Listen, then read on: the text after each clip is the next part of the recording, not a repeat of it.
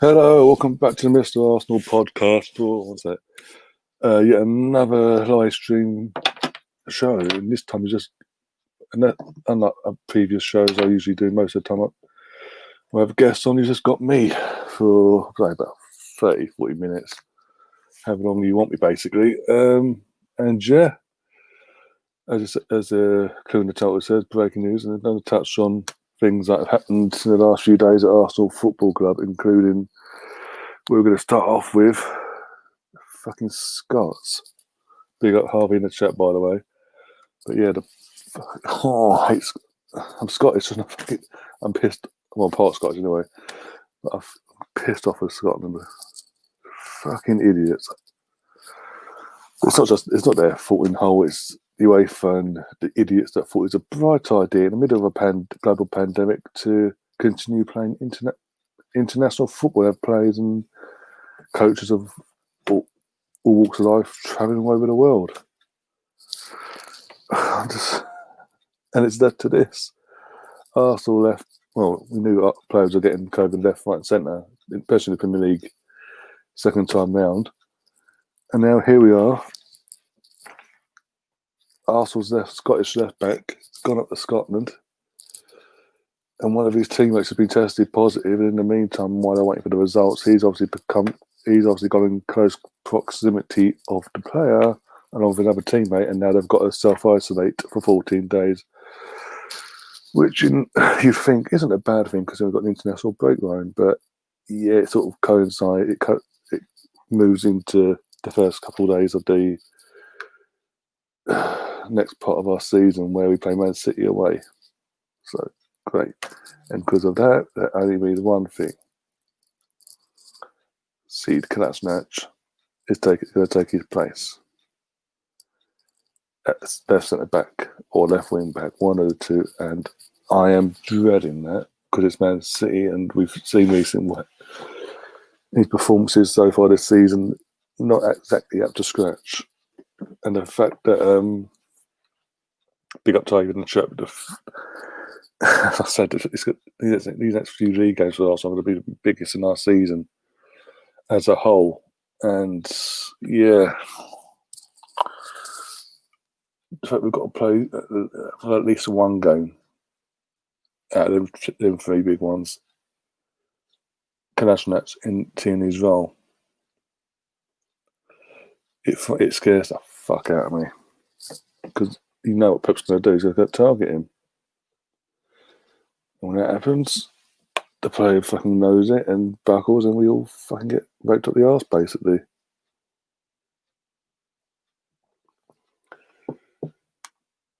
Yeah, Richard and back three will be holding David Luiz. I'm hoping so because if it's Kolasinac, I am dreading it. No disrespect. I'll try to be positive, but the fact we're trying to get rid of the guy in the closing days of the transfer window speaks volumes that you weren't exactly part of Arteta's plans going forward. But at the same time, like we have said in this channel with Richard and others, that basically, if you're going to get rid of a player like Kolasinac, even though we don't rate him, this, that, and the other, you sort of do have to then go out and get a replacement or look within your academy and things like that. I don't know.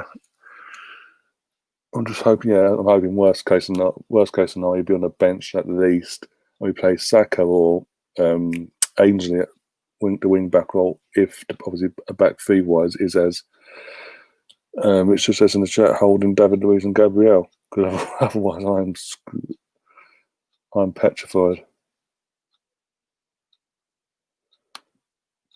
That's the thing, because that's another thing. Arsenal looking into that, which weren't they? On the day of Arsenal in Scotland, and obviously the powers that be, if he's obviously self-isolating, doing the right thing, if he's testing negative all the time, doesn't get a positive result, come back once, can he actually come back and play for us in that game? And so far, they've heard no news back, which in turn we have heard no news. But it's just so frustrating. I know it's happened to other players at other clubs as well, but it's just fucking our luck. And it would be a position where, well, one of our best players, basically, if arguably our best one of our most experienced defender, best left back that we have at our club. We've had since Ursula Cole. Centre back was obviously got David Luiz, and Gabriel took to the league like duck to water.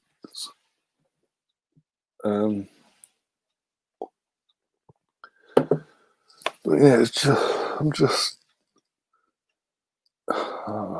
is what it is. It's just getting ridiculous now. The amount of not just Arsenal players, or TNE obviously, but the amount of Premier League players in general have been testing positive because they're not abiding by whatever rules have been put in place, whatever structure has been put in place. They're clearly not doing it, even though they're saying they are, because they're getting the fucking. This is literally reminiscent of what we had before, back in March, in lots of Serie A and La Liga.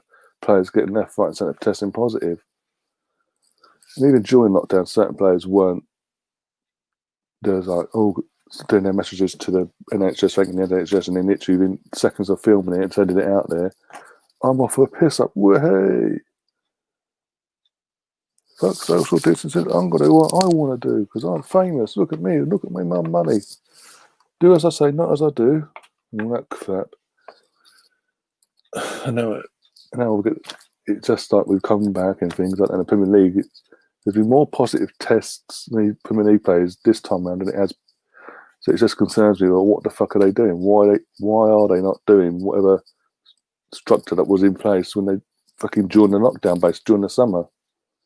Why can they not stick to that? Just because the fucking Premier League's backing up and running and things like that doesn't mean they can go back to their lifestyle of, well, hey, we do what we do. But anyway, we'll move on. Sometimes I start rambling. Jahib in the chat saying, Ryan, Arsenal must ship out the remaining Deadwood by next summer, or are you confident this will happen? Well, I am confident just because the majority of our Deadwood, that we class as Deadwood, their contracts are going to be up. I doubt by the actions of the club this summer, trying to get them out, that they're going to give them a new contract during the season. So you'd actually been picked up. Some people call him Deadwood. Mesut Ozil, Socrates, and Mustafi. I think Mustafi's contract's up as well. I think Guendouzi, I think his time's up. Obviously, he's gone out on loan. We might get, if hopefully Touchwood all goes well over there, he performs well. The club, I think Hertha Berlin, it's gone to, will be willing to buy him. And if so, fantastic, because we can do the money, and it is a shame because he came with us. He has huge potential. He's got this talent. We know that. It's just his attitude. If he goes there, but his performances are better, but his attitude doesn't change. And what can we do other than wash our hands basically and move him on? I think if that's the case, if it comes to that, that'd be best for everyone moving forward. If that's the case, if that happens to be the scenario that we're put in. But in general, this is in answer to your question. Basically, yeah, I am pretty confident, just because most of them are coming up to the end of their contracts, and it does seem, going by the incomings and being that they've been all incomings that our manager has wanted. That tells me the board and ownership are actually backing Mikel and what he wants and who he wants at the club and going forward.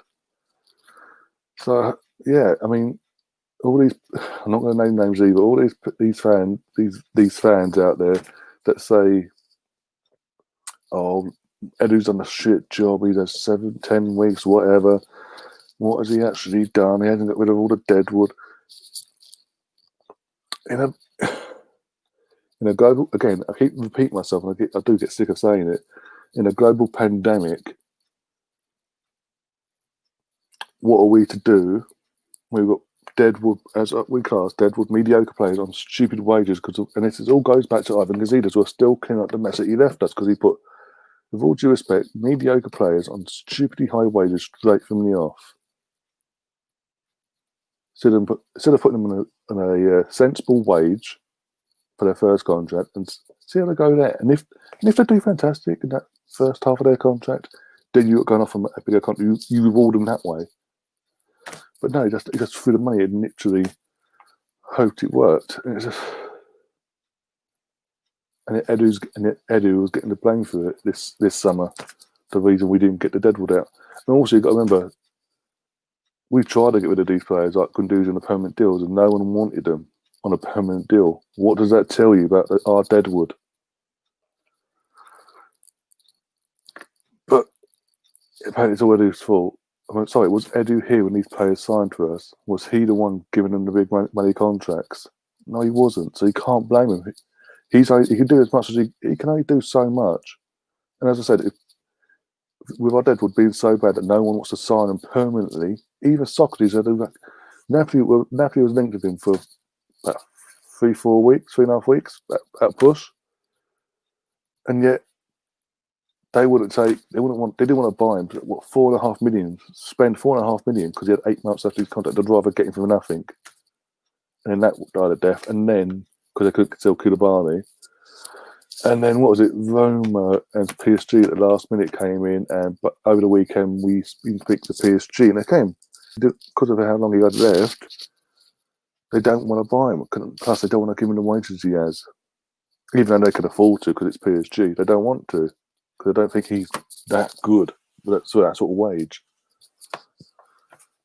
And another example, El Neni, when he first came back, the club that he was on loan to wanted to buy him, but they couldn't afford his wages. It is what it is at the end of the day, and Edu can only do so much. And as I said in my live stream the other night on the dying hours of the transfer window, my transfer deadline day stream that I did with Richard Conning and a few others, I said at one point to all the idiots out there that spent their life at the weekend searching out Luigi Gaspar, Edu's son, to make death threats towards Edu and his son, left, right, and centre, and thinking it's a clever idea, they can clearly do one. They ain't fans, and this is the annoying thing about social media. This is the dark side of social media. Everyone gets pissed off at because idiots like that all of us with the same brush. We're not all like this, and it gives the club not just social media. It gives, in our case, our fan base a bad rep. We're all tired of that brush then of being thuggish fucking melts that don't have a clue what we're talking about. That think we are the big IOs and we can all go around threatening people left, right, and centre over a keyboard. We're all keyboard warriors.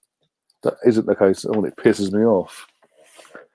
I repeat myself again. So all them idiots that did that, they can go fucking do one.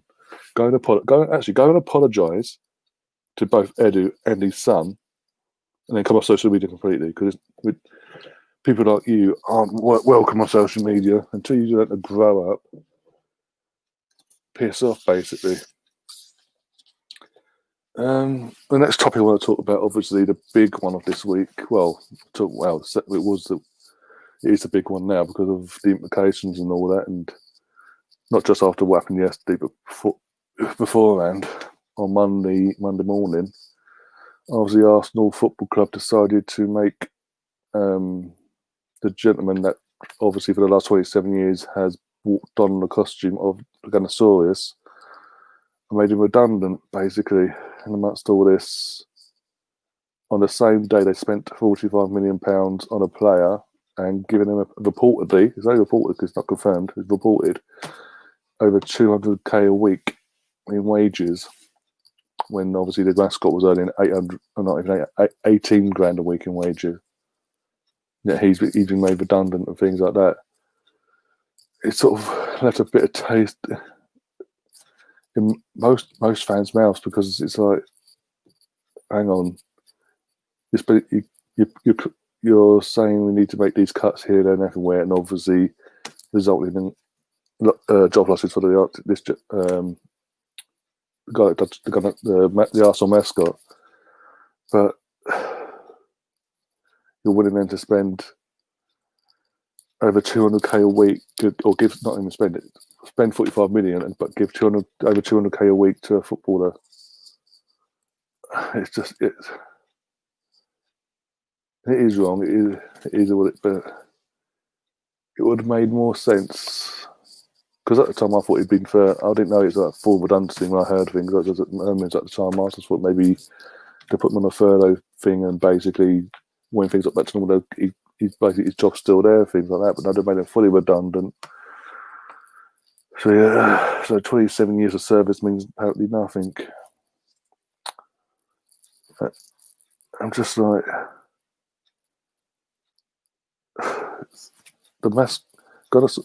The idea of Gunnosaurus, the mascot, is one of the most well-known mascot literally in the world. Everyone knows Gunnosaurus and how is and what the association to Arsenal, and this, that, and the other. I mean, it's saying something when we're getting the likes of Sevilla's official Twitter account tweeting out there, basically looking to get Gunnosaurus in a free transfer and things like, and other clubs like that as well.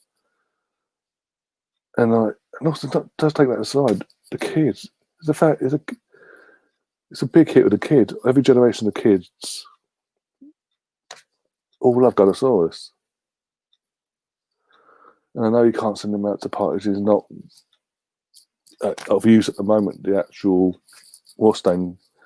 But you could have done. They didn't have to make them fully redundant. Is what I'm trying to say, because it sort of pays into what I'm going to go into next. But it could that's called a hell of a shitstorm within our fan base as well. It's made an even bigger divide and caused so much drama in itself. But that's it. You've got. They could have literally just put him on like a furlough scheme sort of thing where they basically, for now, obviously services aren't needed, so it's a stay at home and they'll pay him a set wage or whatever until further notice, until we can actually nail fans back into the stadium. And obviously he can be sent out to kids' parties and this, that, and the other. Just put him in a sort of a furlough type scheme where they're paying him something and keeping that. At least he then knows at the end of all this, he's still got his job there. Instead of this, because it's then led into the absolute meltdown that is what happened yesterday. Basically, I'm going to get up on the screen in a sec if you bear with me, but Mesut Ozil put out a tweet yesterday. Bear with me, I'm just going to get it up on the screen. That's it. Basically, the gist of it is Mesut Ozil put out a tweet saying, absolutely gutted that what's happened with Gunnosaurus and the gentleman that's obviously donned the costume for 27 years, losing his job and all that. Doesn't fit right with him, basically. And he's making the offer of effectively saying I'm more than happy to reimburse the club as long as that goes into Jerry Key, or I pronounce his surname, Jerry's pocket, basically. I'll look it up now. I'm going to enlarge it 1 second. Go to that. Screen share.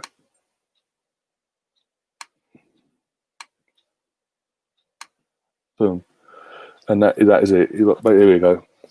I'm so sad to hear that Jerry Key, aka our famous and loyal mascot at Gunnosaurus, an integral part of our club, was made redundant after 27 years. As such, I'm offering to reimburse Arsenal with the full salary of our big green guy, as long as I will be an Arsenal player for the basically the remainder of his contract, basically, which again as I said earlier, runs out next summer. And obviously, I don't think it's in the screen there. And ... So Jerry can continue his job that he loves so much. Heart emoji, praying emoji, hashtag justice to Gunnosaurus, hashtag M10, hashtag YaGunnaJar. And as you can imagine with our fan base, that meant an absolute meltdown. Apparently, had to have a divide, had to sit on one side of the fence and this, that, and the other. Again, I was like, I'm at the time I was like, it's a good, fantastic gesture he's done. Fantastic. Shows his humility that side of him again that we've all known that he had, that charitable side and things like that. He's very generous and this, that, and the other. He shows that. But again, it just puts some loads of it puts loads of shade on the club again and ownership. And since this tweet's been put out, obviously it hasn't been taken down because that's live still on his Twitter. But we haven't seen anything come out from the club. The club haven't responded. We don't know if he's gone the club beforehand or since then and tried to thrash things out. And if it's an actual genuine thing, or we just put it out to cause put more shit amongst the storm. I think also what the timing for me is a little bit concerning just because for me, why wasn't this offer not made? This put out in the public domain on Monday. Why did he wait over 24 hours to then put a tweet out of that nature?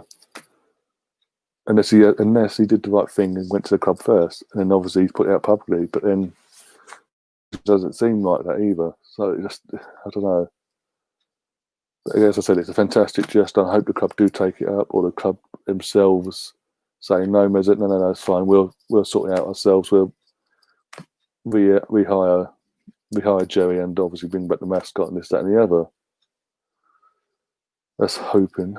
I mean, come on, look who is our owner. Let's be honest. He's not exact or owner actually. He's not.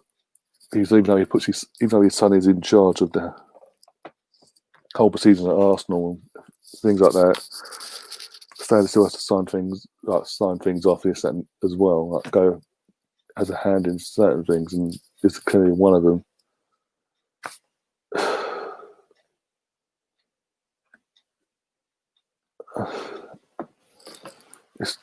I don't know what else to say. It is frustrating, and it is sad that we're in this position where we've got a player and club going at loggerheads against each other, and they're throwing mud at each other left, right, and centre, and it's like tick for tat basically. But at the same time, I can appreciate the gesture that Mesut's put forward as well. But obviously, moving on, just quickly, 1 second.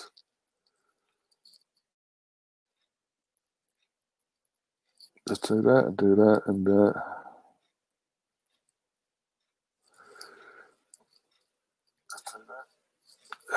yeah.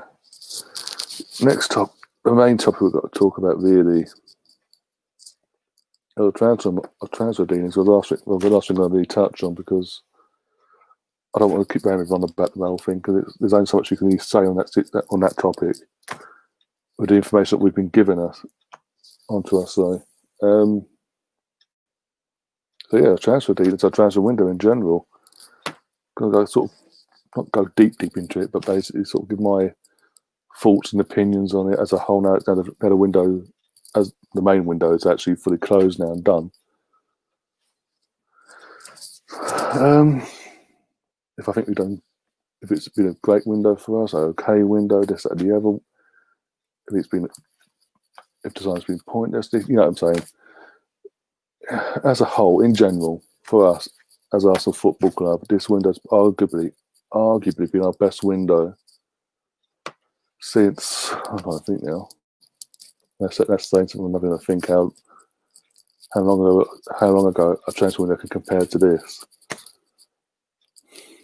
2002, really.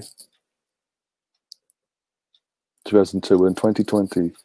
The only transfer window for me that comes close to this is 2002. And just to put that in perspective, in 2002 we brought in Richard Wright from Ipswich.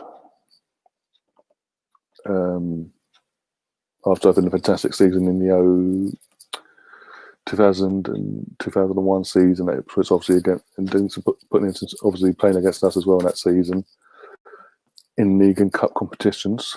We played them quite a few times that season.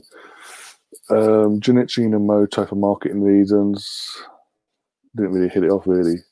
That was really the only one at that out the window. We didn't really hit it off over here, obviously, because of what they did. But what's it? Giovanni Van Bronckhorst, Ginic Shinamoto, Richard Wright, and what's his name? Sol Campbell for free. And the reason I say that, taking Ginic Shinamoto out of the equation for a second, the other signings were signings that needed to be made just to either strengthen us or players that, i.e. Sol Campbell, was coming in to bid himself in for that season, ready to take over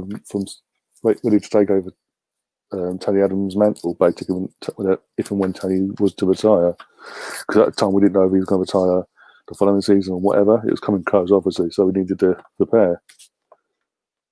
Things like that. And obviously we did, and obviously Tony then eventually back in the summer 2002 decides to retire.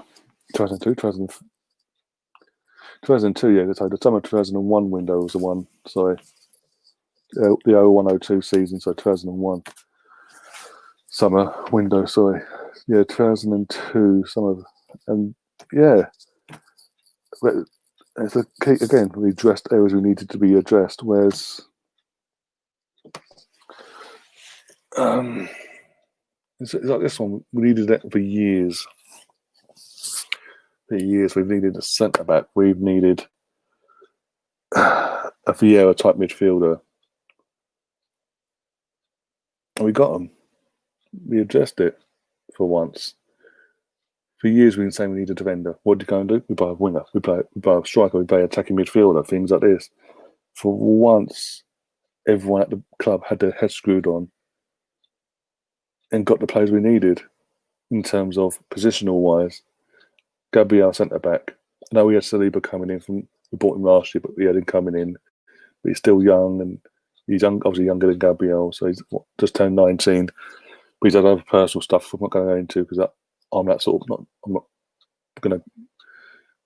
I'm not the sort of person that goes into other people's private business, even though it's obviously publicly out there, certain bits. But that's not me. As I said, it doesn't sit right because I don't know the person personally. It's not like I know the person. Like, can I mention this? So it's not there. But you know, if you're an Arsenal fan, you know.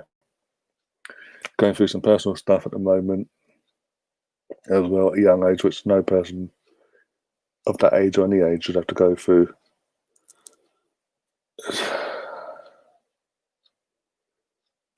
Obviously brought in Gabriel, who, as I said before, took to really got ducked to fucking water. Absolutely immense. Arguably our best player so far this season. And as I think Richard was saying on the live stream the other night, arguably literally our best, not just our best signing, could arguably be the signing of the summer for this season. All going well, basically. Obviously, last knockings of the transfer window, we bring in Thomas Partey again. Not only just a world class player, but arguably the best player in his position at this moment in time. And we managed to persuade him to leave a Champions League club, a consistent Champions League club, to Arsenal, who at the moment aren't not in the Champions League. We can't beat around the box. We're not in the Champions League, so we sort of have that.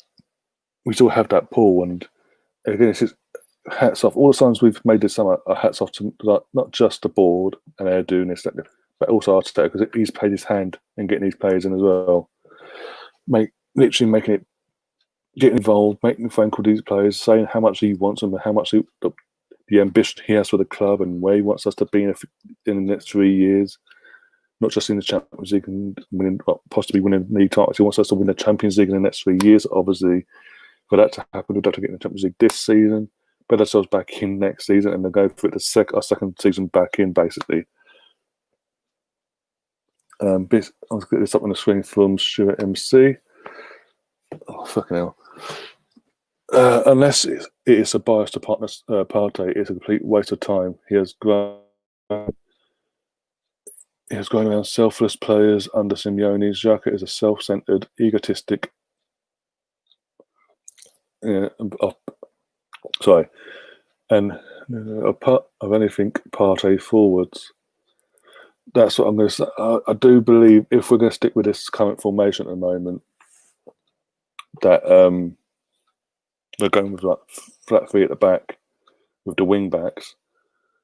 I would do a Partey Ceballos because you can have Partey stay back out of the two somewhat, protect the back line a bit more, which he will do. He can also push forward, don't get me wrong, but you can protect that back line and then have Ceballos do the creative stuff and help out and alongside Willian and push a bit more forward and get involved with Willian and them two can create some stuff. I know, obviously, we're all going for our one and that would have been another bit of creativity would have been, but you can't get everything in one hit. Especially when you can't get fucking players out. So what? As I said in my other stream the other night, I'd rather have Partey in, and obviously played as a bias thing, plays the Partey Ceballos partnership as a main thing going forward. Just because one as I said, one sits back as in Partey, he does all the donkey work helping out help with the back line, but also every now and then he will push forward in setting opposition as well. And getting he is if you watch it, if you do watch him, and you obviously you're old enough to remember Patrick Vieira, they are very similar in how they like to break up the play and push forward and things like drop deep and push forward and get involved in the attack as well. They're very, very similar. There we go. S Cricket Ball saying Partey was the worst paid player at Atletico. Worst paid player at Atletico. Good for him that he found a club that sees and pays him his worth. Come on, you Gunners. Well, that's another matter. That's a whole other matter. But Atletico, what they are, are you really surprised? Even before this pandemic, come on. But yeah, I totally agree with you, Student. I totally agree with you. Oh, so here we go. About the Ceballos partnership with Partey, that make the most sense. But obviously, there are only a few games here and there where it's going to be Partey alongside either Mo or Granit once in the blue moon. So when that happens, don't have a complete melt. Don't have these complete meltdowns. Just see for what it is, and we go from that. So it might against certain opposites, as long as it's not against fucking shitty teams that we're meant to fucking wipe the floor with. If it's against teams where we have to have that extra defensive-minded player alongside each other in the midfield, that can get and even if that's the case, we have to put say playing this current formation, and we have to put Danny on the bench and Partey with another. I'd rather put him with Mo, because again, Mo, they would, believe it or not, they would complement each other a bit more. It's just long as it's not a consistent thing, but my consistent partnership would be Danny and Thomas going forward. Get the script on the screen. Yeah, I agree. It's a La Liga linkage. Saka, Willian, etc. I can play make. It's a 4-3-3. Partey and Ceballos that have the patience and selflessness to movements to think when pressed. Exactly. I think again, I don't knowing that obviously, as in terms of permanent signings, who he wanted and had a club, he knew the club had backed him in these permanent signings, and he's got them, most of them. The only one he couldn't get was Aouar. Where's that the club's hands when you've got a fuckhead of a president in Lyon who wants to constantly fuck us over? If you want to negotiate with them. There's only so much our club can do on that side of things. Eddie was doing the best he could do with his friendship with Juninho, and apparently that wasn't enough.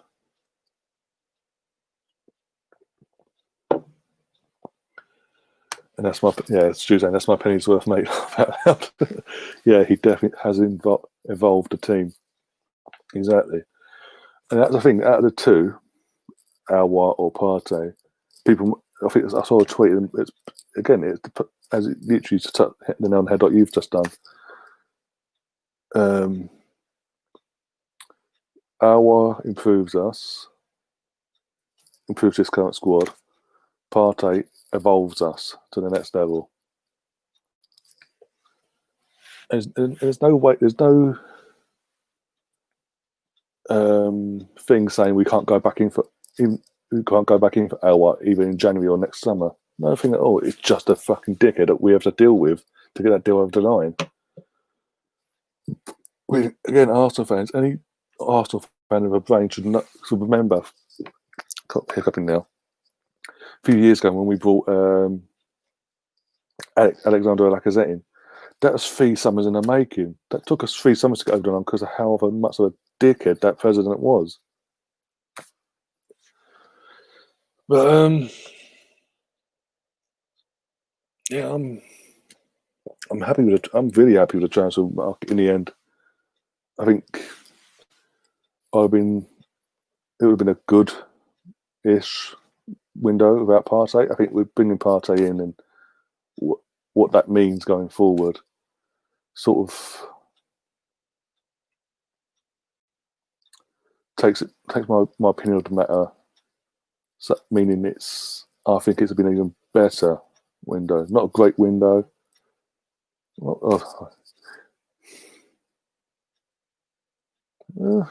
I'll stretch to it's been a great window. It would have been fantastic. It would have been a fantastic window if we could have got some of this Deadwood to come. Again, as I touched on earlier on the stream, when you've got lots of Ivan Gazidis that have put these players on stupidly high wages when he's brought them in, when he's running the show. What can Edu and Arteta and the current setup do to get these players out? And also, how bad our Deadwood is. Not one club in the world wanted to buy this Deadwood. Actually wanted to buy. We had to terminate the contract of Henrik Mkhitaryan to get him off our books. And people will go, well, why didn't they do that with Mesut Ozil? Why didn't they do that with this, that, and the other? Mesut Ozil, even though he's in the last year of his contract, the financial implications because of how high his wages are will put us. Oh my days! You think things are bad now, and everyone's having a kick-off over Gunner. Obviously, Gunnarsor has been made redundant, and other staff been made redundant in the process. Imagine what they'd have to do to get him off the books, to pay his current contract up. But again, thank you, Ivan Gazidis, for this, by the way. Thank you. And these little snidey comments in the last 24 hours as well, saying, I left Arsenal to do for a bigger project, for a bigger club, to do bigger things at a bigger club. And obviously that's why he chose AC Milan to take him forward. Go and look what the job that he's done at AC Milan. The Milan fans hate him. They thought they were getting a fucking fantastic guy, CEO or whatever. The guy hasn't got a clue. The Milan's turned on him within weeks of him turning up. If you don't believe me, go on find obviously on YouTube. Go to search up MUTCH Arsenal. Colin, who's on the other night, he'll tell you. Ask him. He'll tell you because he follows the Serie A a lot as well as he obviously watching Arsenal. He follows Serie A and all that, especially AC Milan. And he'll tell you the Milan fans turned him in quicker than you could say. Fucking go. Oh dear. Right, let's get back into the comments quickly. No surprise that Edu has a selfless guy with proficient technique leads real charge. Exactly. And I love also, by the way, in terms of all this, I think him and his son have had to face this weekend, by the way, that Peter's Witten just gone with idiots, as I touched on earlier.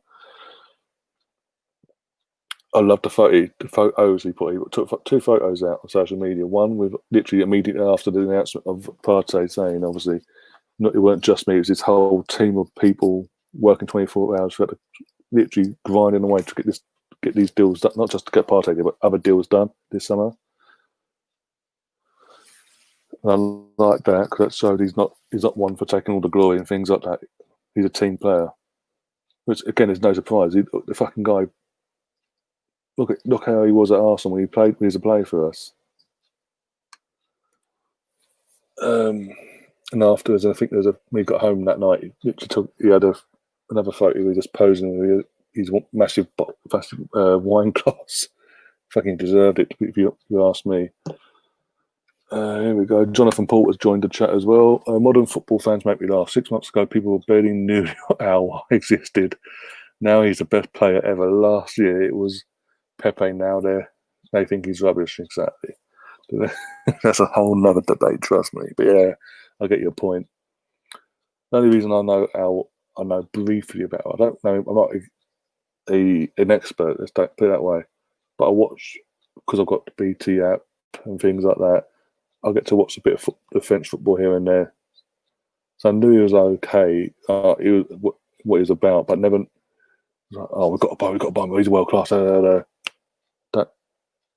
build into him. I was like, okay, he's better than what we got as well. As I said, he improves us. But Partey, as I said, as the tweet says, the tweet I come across the other day said on Monday, Partey evolves us to the next level, something we haven't been in so long. And also, I think I've touched on as well. I don't know if anyone else has noticed the type of players we've been buying. Sorry, since Arteta's walked through the doors back in December, just after Christmas. Yeah, yeah. Boxing Day was his first proper game. I think it was against Bournemouth away. But I'm saying, basically, since he's come in, the sort of players we're going for are tall, big, physical players. I mean, Cedric being an exception, but he's still physical. He's still a physical player. Let's get that approved. So that's a thing I've got approved in the chat.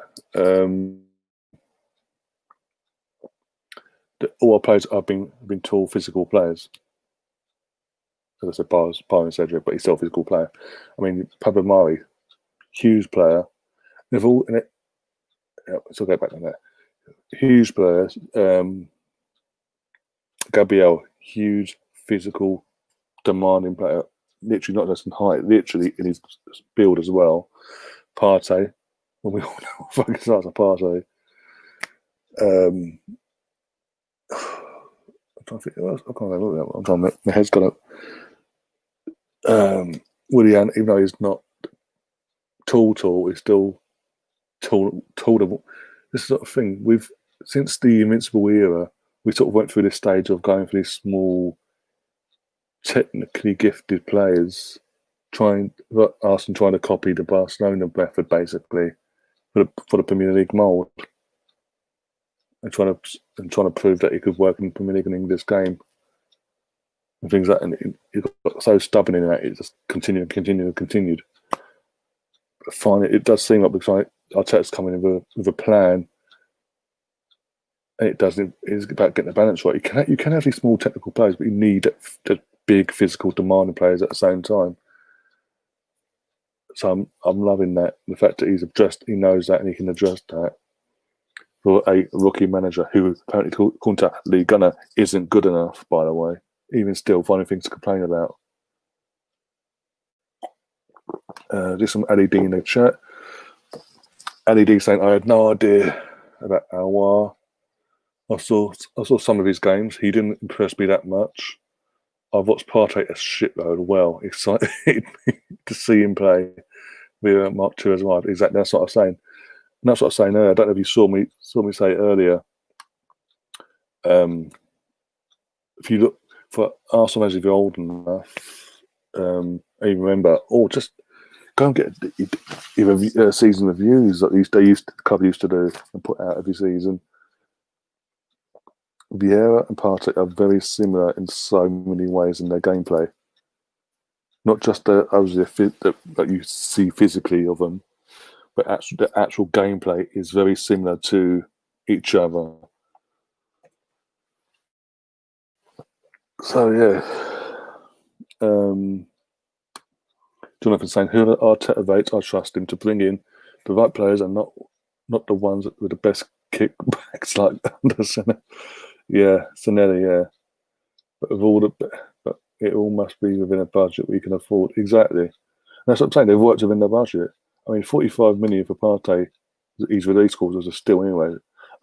I always had faith that we'd go in for it, but it's a matter of him wanting to come. And once I knew he wanted to come, I knew as long as he actually triggered it, we'd get him. Once I heard he wanted to come, I was like, as long as the club, as I said, as long as the club released that, make that release, of course, what they did in the end. Talk about fucking push their luck, by the way, on that. But as long as they met that, it was our player basically. I'm not loving the fucking meltdown the Atletico Madrid lot are actually having. When I say lot, I mean the actual club itself, like Simeone and co. I'd love to see. I'm going to Tom Lyce's play as well. I'm a bit tired, so I'm not going to try and pronounce his name. But this club, what a player that guy is going to be. I think we have put feelers out there for him, according to reports that I've seen on social media in the last few hours. We put feelers out there in the summer. He's a player that Arteta is interested in, but obviously it's all going to take time. Obviously, it's more likely going to happen. Put more feelers out there, see if he's definitely interested in the winter, because obviously the winter window's only a month, isn't it? So there's no point in going trying to get him in during the winter when he could be cup tied and miss that European competition. But it seems like that's going to be a major target for next summer, assuming as long as he wants to come, because obviously they're not going to waste their time and all that.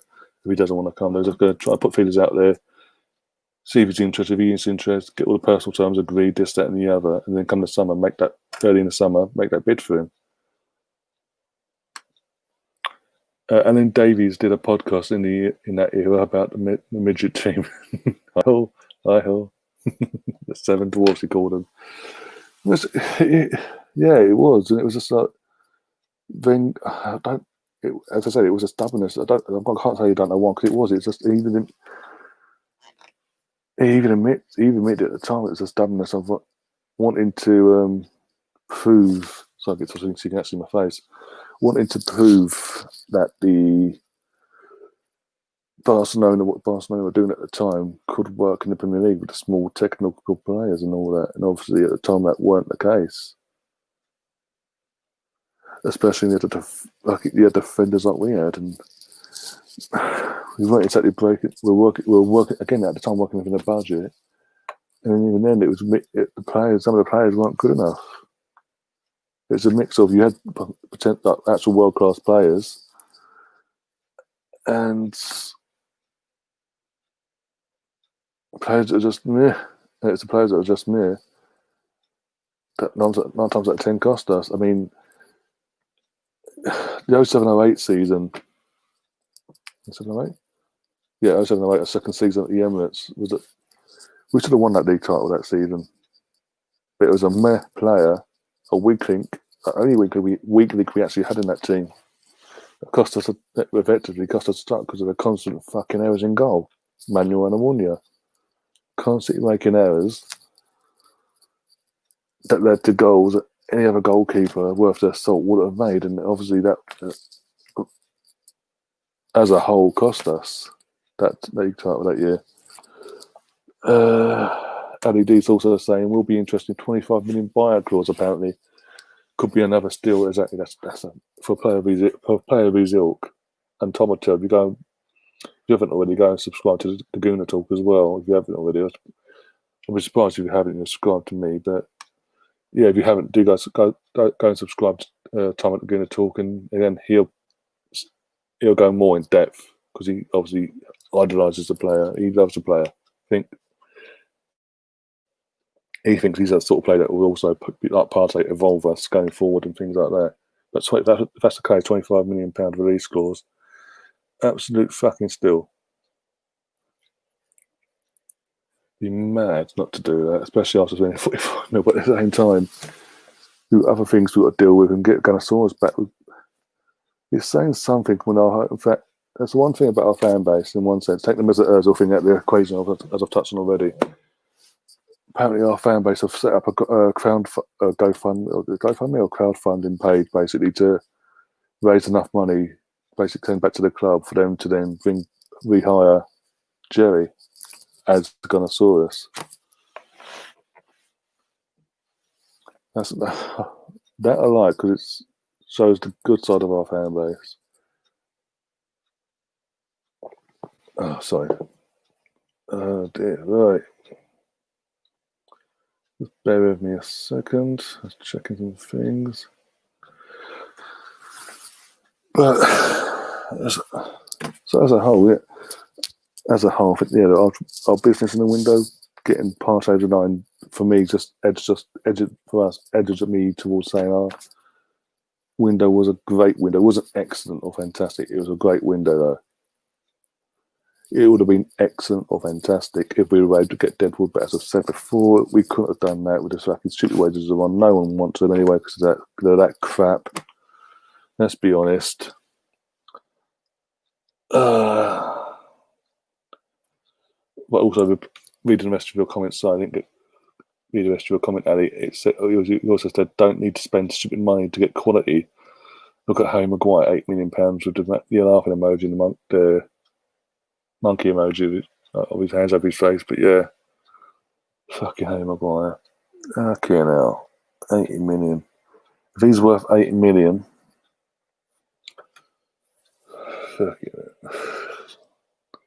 I could do a better job than Harry Maguire. Look at me. Not exactly fucking top physical condition at the moment. I'm working on it, but you know, fucking what Stefan? What anyone remembers Stefan Igor Stefanos? He's a better defender than fucking Harry Maguire. So if Harry Maguire's worth 80 mil now in today's market, what would fucking Stefanos be worth then?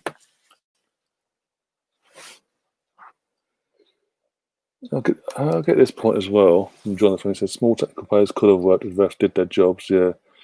And the media like soon as loving it when our players get kicked and even legs broken. Yeah, that's a valid point. Valid point as well. But to be honest, Jonathan, when we see in what was it, our 50th, what would have been our 50th game unbeaten, not just our small players at the time, like our young small players as well, because of Fabregas and Jose, but just our more experienced physical players getting kicked up in the air, left, right, and centre, and nothing being done about it. And then that same referee then is then gone on since then to retire and run he's now the head of the referees itself. But fast forward a few years, and obviously Wenger's doing his thing, doing this small technical thing. Are we surprised it didn't work because of that? Not really. Looking back now.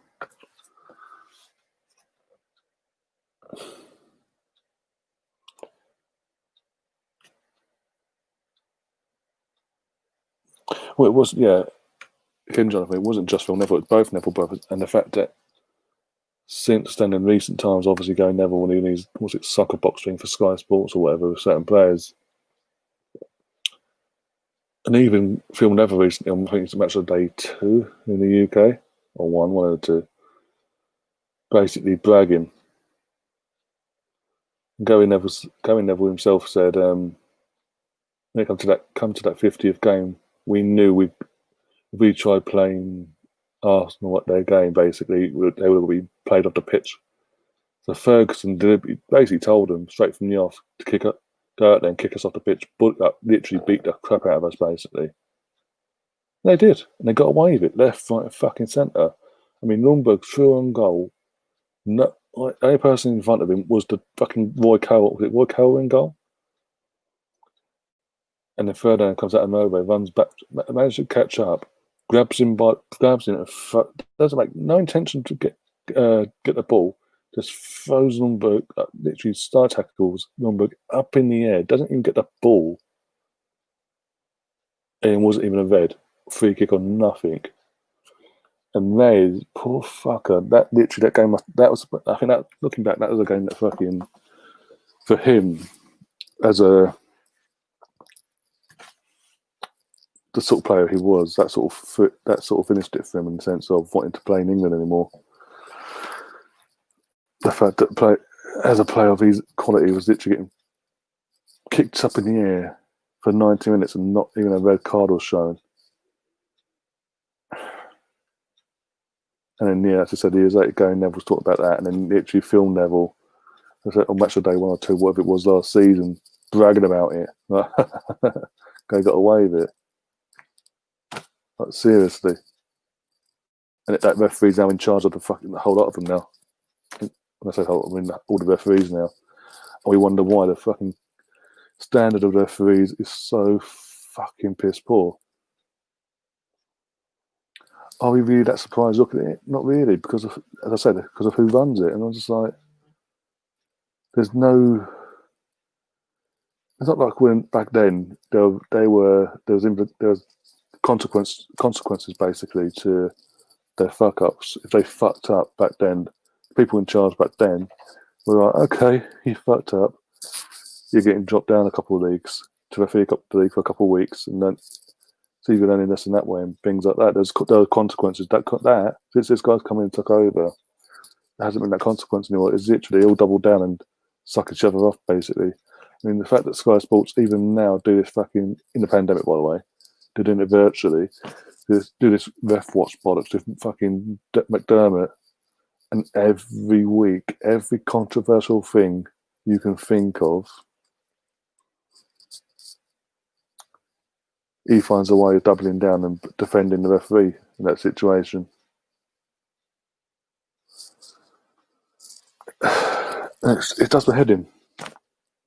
Because literally, there's times in the same week, they're literally doing this ref watch, and it's literally a similar situation, that's up against each other. Yes, one where, for one example, one gets a red and one gets a booking and things like that. Same thing. You know, it's like, oh yeah, both things are right decision. And it gets sort of asked, how can that be the case? Well, he diverts around it and all that. That's just like, you're clearly you're clearly still on the fucking on the fucking playbook, whatever you want to call it, and it just does my head in. It really does my head in. And things won't change. And this is one thing where, no matter what people think of the guy, Claude actually makes some sense in what he says when it comes to what should be done. Because it's saying something when we're, apart from Italy, the only other professional refereeing setup in the world. Yet we're the worst refs, the worst officiating, the worst everything.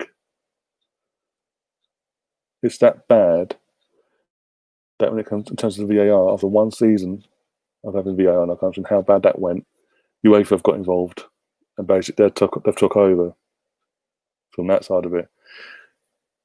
That's okay, we're all well and good, but why can't you then, UEFA then go, okay, not only are we going to take over that, we're going to take over refereeing as well, as a whole, every week. A group of refs from a certain country, say, for example, 1 week, match day 1, for example, all referees on match day 1 in the Premier League will be referees from normally be in Serie A. The English refs will be sent off to another country, and vice versa, and every week it switched around. And obviously throughout the whole season, the referees, for example, English referees cannot referee in England and things like that, and Italians can't manage it in Italy.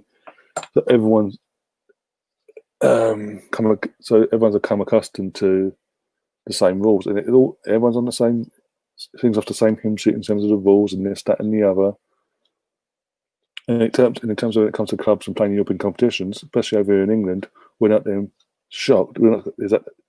There's not that shock from having English Premier League refs than a European ref in the European competition when the rules are completely different. Everyone needs to be singing off the same hymn sheet and having that ease of transition, basically. And you never know, it actually might improve our referees for once. But until that happens, our refereeing standards are going to go, basically, even more than what they are now. Since the guy took over and took charge of the whole situation, the whole regime there. It's all about doubling down egotistical pricks. And it is what it is there. But yeah, I don't know. I think I need to wrap things up because I'm going to stop rambling on now about other crap. And I might lose subscribers and I don't want to lose that. I want to gain. But as another thing, before we start wrapping things up, obviously I'm on the way. I'm trying to get to 500 as quick as possible on my channel. I've been on the 400 now for about in the 400 mark for about a month now since I hit 400. I'm currently on. Gonna double check now just to make sure, in case I lost one. No, I'm currently on 441 subscribers. As I said, I really want to get to 500 ASAP. So if you guys could help me out there, obviously share the content, and if you haven't already, do subscribe as well. Smash the like button, when you do subscribe, hit the notification bell. Make sure you actually get the full highlight, the full when it's like full grey. So then every time I go live and do things like this, it won't just be me coming on my own. Most of the time, as you know, I have a panel of guests on 9 out of 10. But I thought this time, I thought this ain't different. Being more interact with you guys in the chat as well. Just get a bit more interactive, basically. Just me one-on-one sort of thing, so to speak. As I was saying, yeah, I really want to get to 500. If there's anything you also, in terms of content, if any sort of content you want me to do during the international break or international breaks in general, do put it in the live chat now or in the comments afterwards if you're watching this back on playback. Yeah, I'm always open to suggestions. I'll always try them out as well. And I'm hoping, with your help, to get to 500 before we play 500 subs before Man City match. And in terms of watch-alongs as well, obviously doing the Arsenal watch-alongs and all that, I am looking into obviously doing neutral watch-alongs as I've been doing every now and then. So not the other Champions League watch-along like what was it? Juventus versus Barcelona, Man United versus PSG, and like the big Champions League matches on with our Europa League or our Europa League matches, all of them home and away on this channel, live with the guests as well, and the occasional derby like deal. If I'm thinking about it. I'll take a minute, Jonathan. But if I don't know what I was going to say now. That was it. Because obviously, as I said before, I am part Scottish on my mum's dad's side. I've thought about the last week or so about doing watch-alongs for the Old Firm derbies this season, but only if you guys would be interested in watching something like that. Me and a couple others, just as neutrals, watching. I know the Old Firm isn't what it used to be, and this, that, and the other, but it's still an Old Firm. It's still a big derby, so to speak. And if you'd want me to do something like that, do drop a like, put in the comments that you'll be up for that. If not, again, do tell me so I know. Or if there's a particular match you do want me to cover, again, do tell me in the comments or now in the live chat, and I'll do that as well. I want to provide more content for you guys that you guys will be interested in. But obviously, majority of my content will be obviously Arsenal content. That's never going to change. This is an Arsenal channel first and foremost. Jonathan, as he said, he put in here, have you tried squad ratings and tier list? Tier list, I haven't. Squad ratings we did a couple of weeks ago did do well. I just haven't had time to balance it all out with everything else. But I'm actually looking to continue doing that. So from obviously after this international break, I will be looking into continuing in that and actually being more consistent with that. So that's my fault there. It actually didn't continue from the first one we did. But yeah, for the rest of the season, for every match, it won't be just a Premier League match, it'll be for every game we do from now on, here on in. So I do appreciate that, by the way. But a tier list I'll look into, actually. Put feeders out there. And what sort of tier list would you like me to do as well? Yeah, again, I appreciate that comment there as well from Jonathan Makes More. This one here.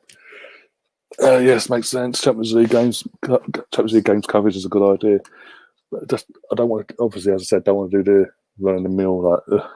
No one's going to be interested. I want to be if I'm going to do Champions League watch alongs, it's got to be the games that I know you guys will be interested in. Me doing the watch along for, like your Barcelona's, versus Juventus and all that, things like that. The big juicy ones where there could be that potential bit of drama here and there. I think Juventus is going to batter Barcelona. The way Barcelona are at the moment, all the drama going off there, fucking Messi and God knows what every other day.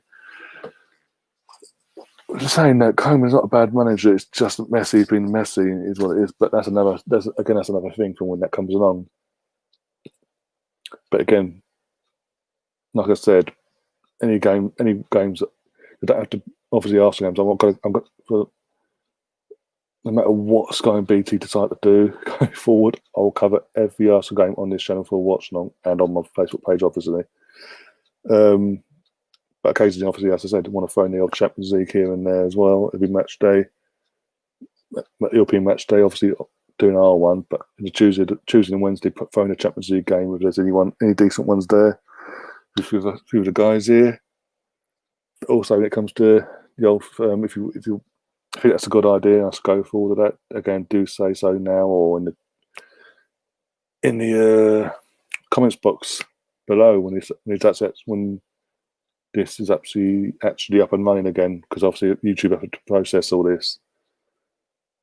And yeah, smash the like button for that as well. And then also, as I said, if there's any games in general you think I should do as well, be it Premier League or Championship or Liga or Serie A or Bundesliga, things like that, do reach out to me via the comments box below or on my social media. As you can see going across the screen, my Twitter is Mr. Arsenal at Mr. Arsenal 89. My Instagram is Ryan Fletcher 89. Reach out to me on them as well if you can't do it. You want to put it in the comments box. You want to private message me, suggest a few games here and there. I'm more than open to that sort of thing as well.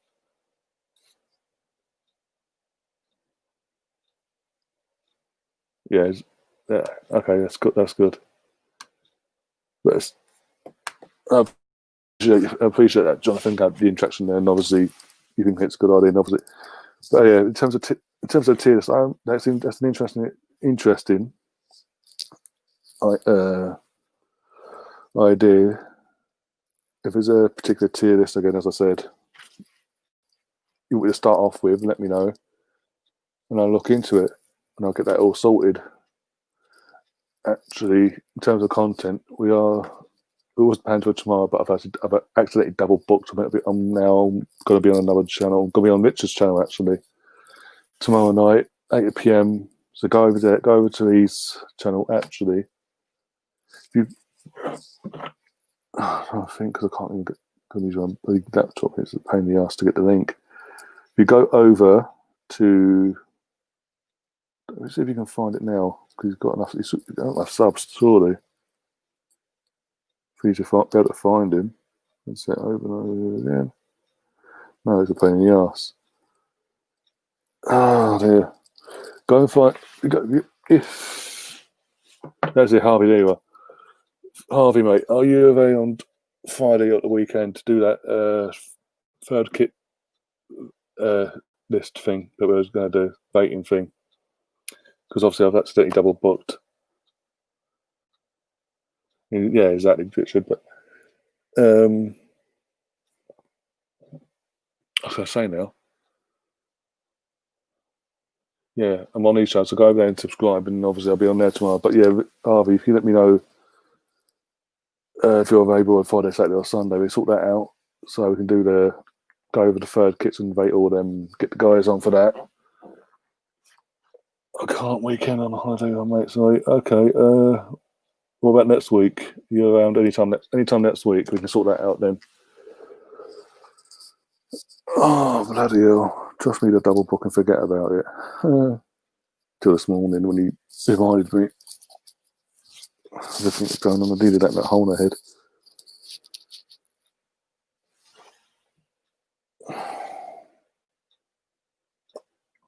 All right, fantastic. I'll sort that out there. So there you go, guys. I'm doing that as well on Monday evening. But again, if you follow me on social media, I'll be putting that all out about 2-3 hours beforehand, before going live anyway. Like the announcement tweets, I always do announcement tweets as well. A few hours beforehand, so it gets a bit of traction. And anyone that has obviously that doesn't follow me, but they follow someone that's retweeted it or wherever they see it. Links there as well. Bang. Try and gain some subs that way as well, and people will see gain a bit of interest. I think this one's going to be an interesting one though, Harvey, considering I think it's going to take a long. It's going to go far out to beat Man United's away, Man United's third kit. Sorry, but that's a whole other thing. But yeah, that's going to be coming Monday then for that one. But yeah, I'm going to wrap things up now because I'm rambling on. But as I said, in terms of tier list, guys, actually international, it's awful. Yeah, Man United's third kit is awful. Have a look at the internationals if there's anything worth doing. Because trust me, if I do a fucking hell, England one, I'll fucking fall asleep. Don't matter playing because fucking Southgate is too defensive. He doesn't have a clue what he's doing. He's got such a great way of talent, and he wants to play defensive. It does my head in. Bosnia playing Northern Ireland tomorrow. Slovakia for Republic of Ireland. Scotland, Israel, but then Scotland should win. Scotland should win that. So but it's also getting people that would be interested to come on for that sort of game. Apart from Connor, obviously, but that's if he's not busy. Let's go through them all now.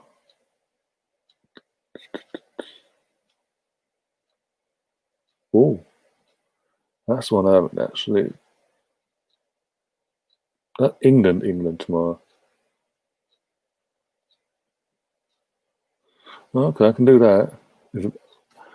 I may actually do that then. Actually, tomorrow night, England v Wales.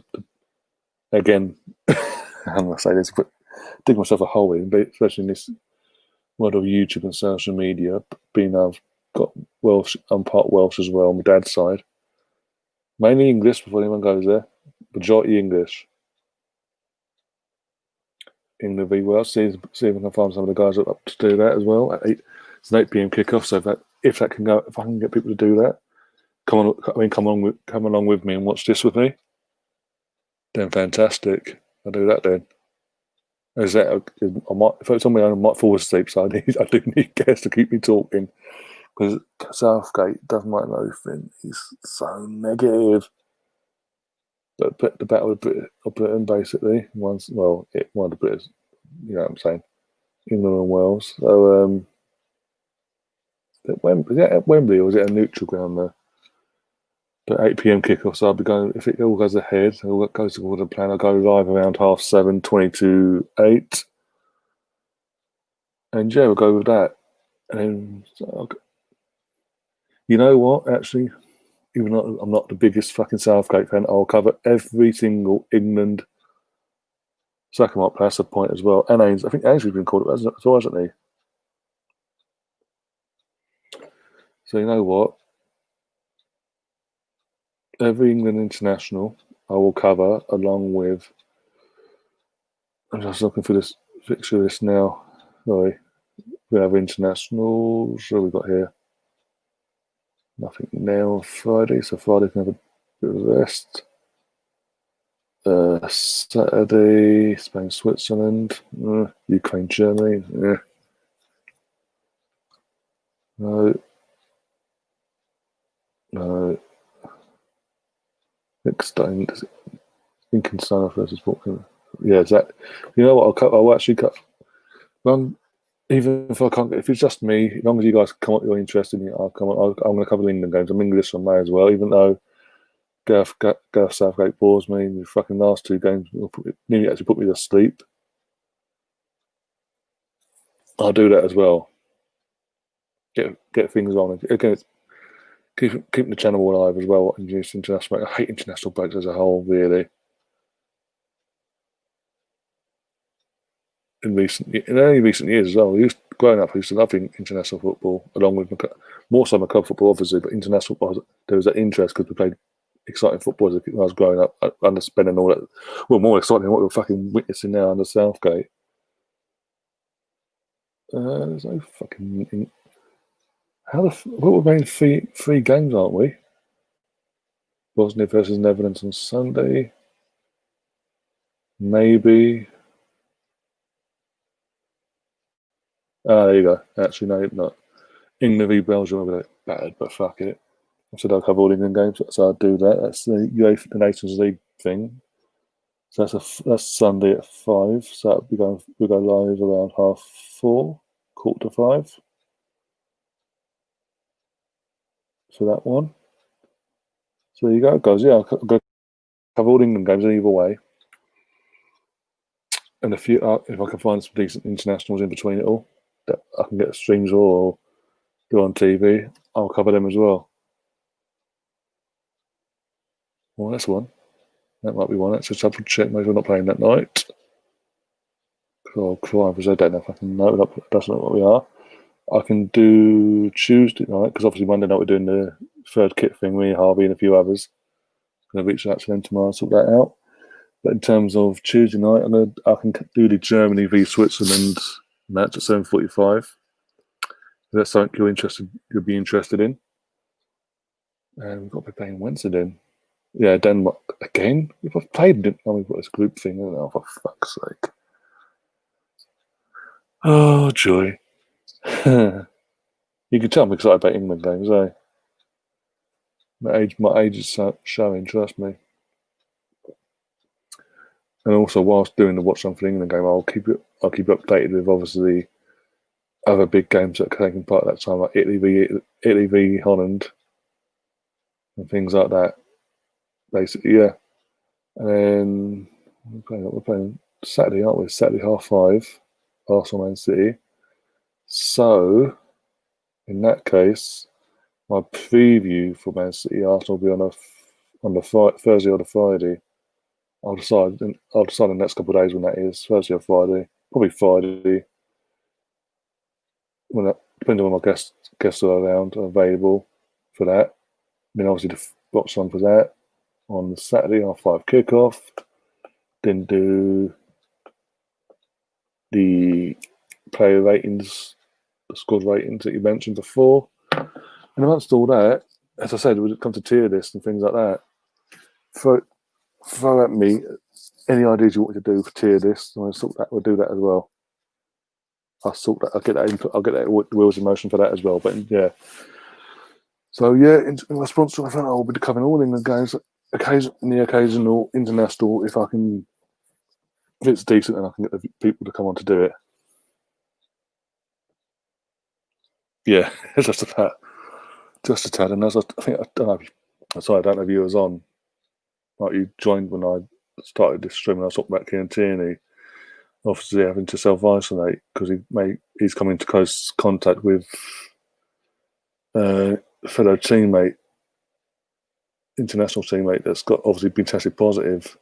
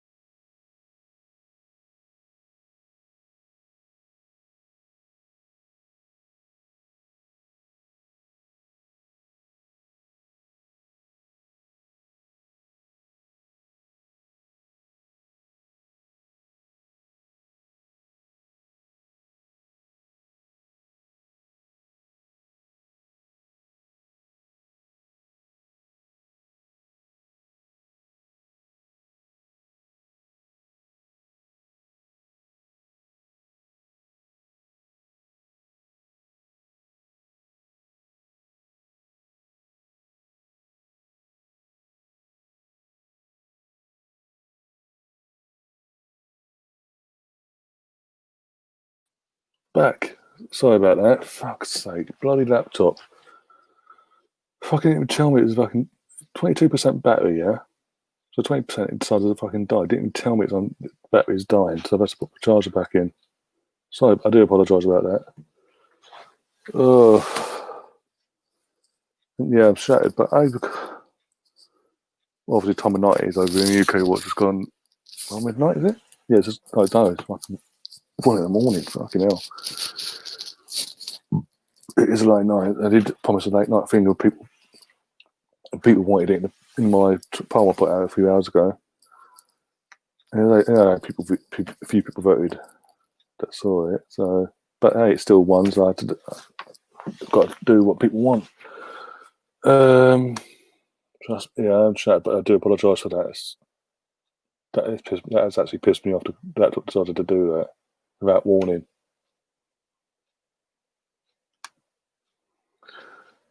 Because that doesn't bode well, and I want to fucking gain more subs.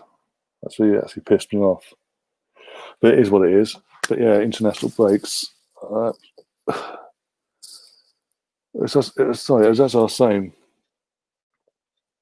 I've mentioned obviously the Kieran situation, obviously coming self-isolating all his bollocks because one of his teammates, he's come in close contact with one of his teammates that tested positive.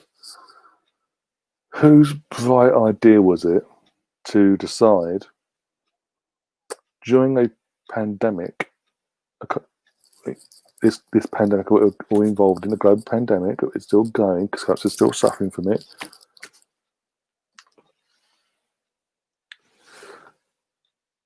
Whose bright idea was it to continue, bring back the internationals and continue international football when we're already on a tight schedule because we've started our seasons like respectively throughout Europe? I mean, I know there's a fucking international tournament next summer, but fucking that's next summer. These players are still playing, so technically, we really should be having to play international football until next year, basically. And in terms of warm-up games before the fucking tournament, because of what we're in. But I don't know, mate. Powers that be think fucking throwing international. We've got a tight schedule. We're running late. Oh fuck it! International football before the season starts. Literally, the week before the season starts, international football. And then players are coming back, jet lag probably. We're travelling God knows where. And then literally 4 games in, more international football. Just get this season sorted. There's no need for international football. Let's be honest. This UEFA Nations League bollocks. They could have postponed that for you. Look, the groups that are made could have carried over for another year till we got everything more back to normal between now and then, or reassess in a year's time. Didn't have to play these games. But oh no, I've got to play international football still. I mean, I don't care. Anyone did come to me and say they prefer international football over their club.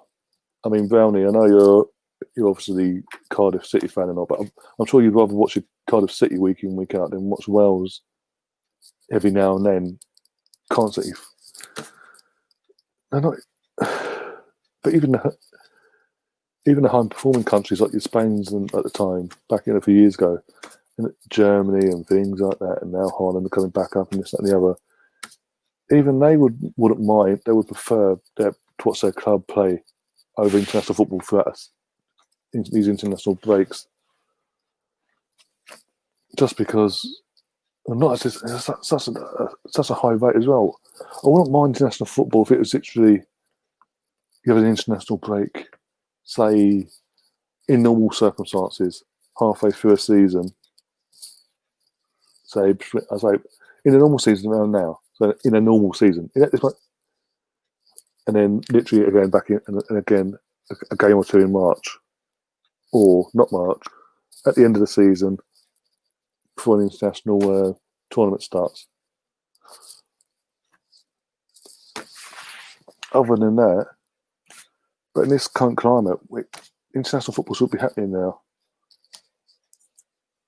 There's no need for it because especially when these big players are still contracting, as been proved before this international break, not just in Premier League, in other leagues in general, proved to have their somehow contracting the virus.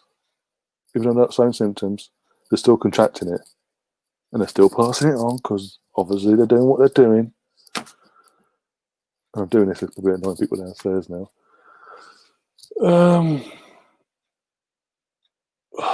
It's just, it's a completely thrown me off.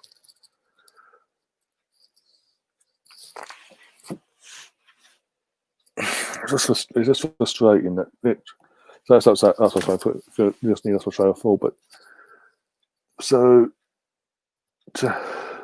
when you've got players, not just, as I say, not just Premier League, but in Europe, still connecting this virus because of whatever they're doing, they're still being idiots and contracting it.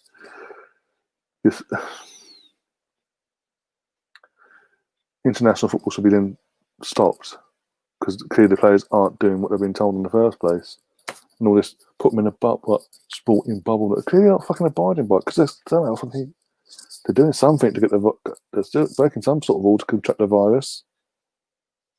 Even if they're not showing symptoms, they're still obviously testing positive and then passing it on to everyone fucking else.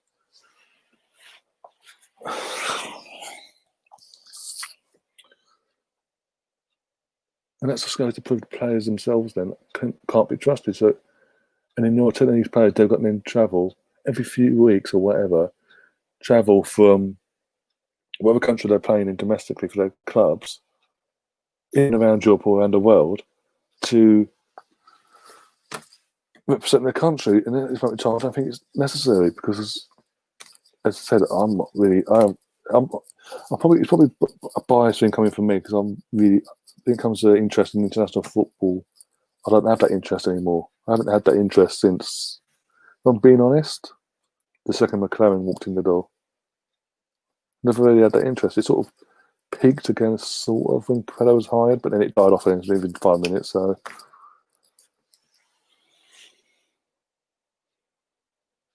right, so that's it. Go back in the chat now. The man being on and it's going into massive rage, and that's what everyone wants to see. Ryan, I've watched Wales away since '97. That's fair enough. It is what it is. What it is. It's just my personal preference. I mean, as I said, it's kind of time you've got players clearly breaking rules and contracting the virus and testing positive or whatever. I think international telling players they've got to go from where they're playing their domestic football to travel around the world to represent their fucking country is a bit annoying. Not annoying, confusing. Just because, why? In this, when the situation is what it is. Big up to Sam in the chat, by the way. I hope you're okay. You're probably an hour or two ahead of me, I think, or behind.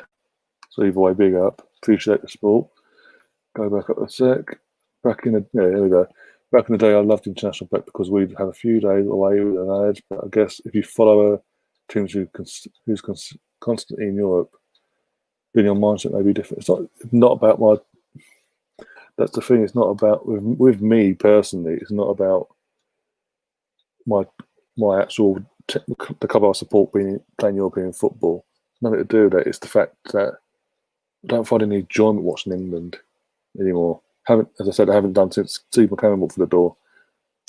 For me, my personal opinion, in terms of watching my country play and enjoying watching them and the football being somewhat decent, we haven't had that since Ben-Goran Eriksson. We've tried going down this English route as well. Then went back to the foreign route with Fabio Capello, and that didn't work out well because it all fucking got political and messy there. So we went back to they've tried going back to the English route. It's not working because they've gone for the cheap. They've gone again. Not only because this is going to sound harsh, but not only are English managers at this moment in time not good enough to be coaching England, the biggest job in England.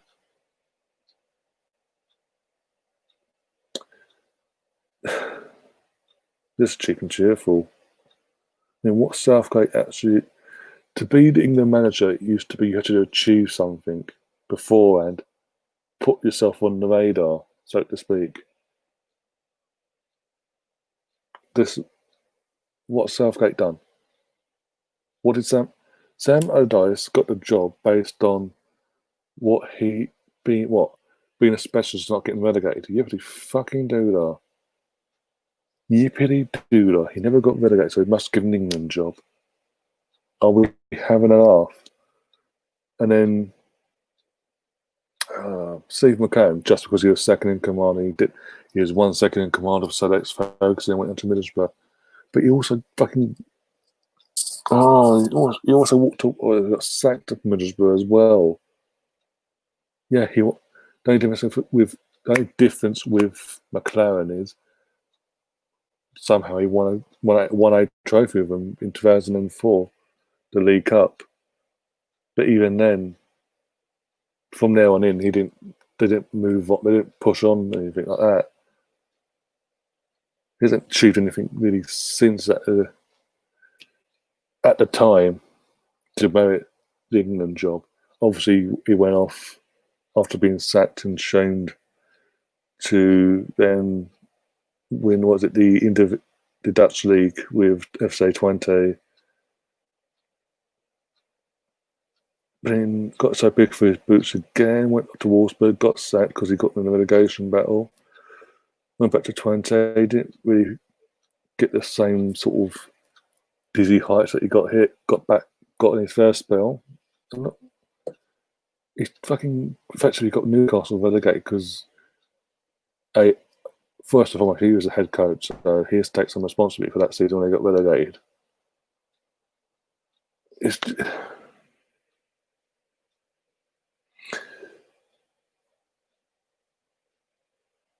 said he took them to a UEFA Cup final behind it, but then again, they got battered in that. After all the graft they got, they did put themselves in that situation. They got battered in the final. I remember that final. They got battered, let's be honest. And yet he got the England job literally weeks later. I mean, come on. That's what I'm saying. Even though it's a UEFA Cup final, he didn't win it. So for me, that's not an achievement. For me, because if you don't win something, you don't win. That's not achieving things. It's winning things or doing something unexpected, like George Burley did with Ipswich in 2001 when he got to fifth in the UEFA Cup. But then again, same breath. Following season, they get relegated. So that same achievement then got sort of put to the side because they sort of fell apart the following season. That's why you get the likes of Hull City, Blackburn Rovers, etc. flags watching England. Again, I get that. I get what he's trying to say, but for me personally, it's nothing to do with my club being in the European competition not even every other season for the last 25, 26 years, whatever it has, but however long it has been, majority 21, 22 of them years been in Champions League. Nothing to do with that. It's just literally I get no enjoyment because even when I was younger, as I said, I used to get enjoyment watching England in the early 2000s. I say early 2000s when like Sven-Göran Eriksson obviously came in, got things. It took a bit of time, don't get me wrong, to get his the strongest team around in this, that, and the other. But at least the football was not so defensive. It was better than what we're seeing. It was attractive football. We just didn't. When it came to the big game at the big stage itself, the World Cup or the Euros, the team just decided to bottle it every time on penalties to Portugal. So but since then, as I said, Steve McLaren, Steve Capellas and all that, And as I said, when Capello got hired, it sort of piqued my interest again. I thought, okay, yeah, the FA a bit serious because he's a serious manager, this and the other. But that died down within 5 minutes after I watched their first game because literally 2-2 gets a piss poor, at the time, piss poor Switzerland. And the players he picked made no sense either. For that particular international break, and then things got to the end of his time. Things got political there with John Terry and all that, and the captaincy and things like that. Roy Hodgson never inspired me. Obviously, it's a scream cheap and cheerful. Out of the options they could have gone for, let's be honest. Cheap, cheerful. What it is. Says what it says on the tin. Again, in recent times, what had Roy Hodgson done to merit getting a top job, as in the England manager's job at the time? Yes, you're going to say Fulham win the UEFA Cup final, but again, after all the graft they did to get to the final, they get battered again, just like Middlesbrough. So again, I don't really consider that an achievement in that sense.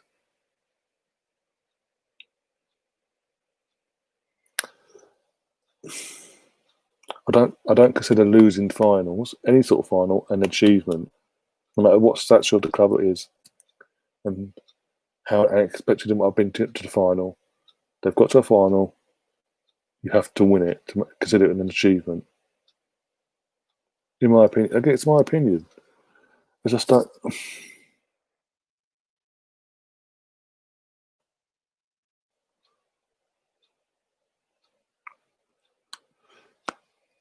Jonathan saying that's why it's ridiculous that the National Stadium is in London.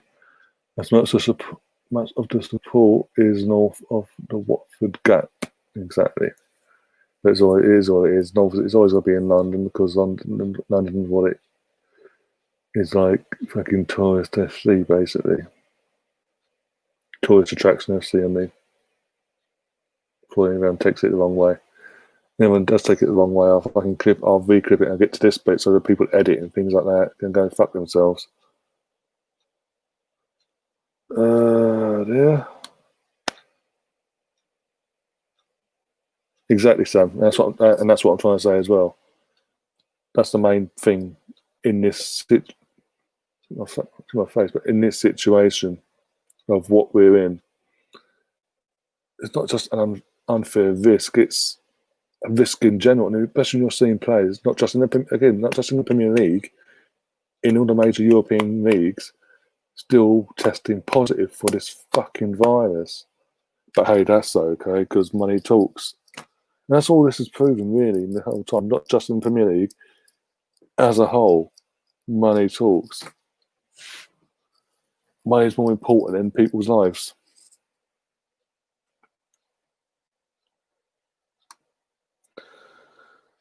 Oh, yeah, Sam Allardyce was in charge for 3 fucking minutes. Yeah, he doesn't even go to Sam Allardyce, but yeah, he did nothing to me.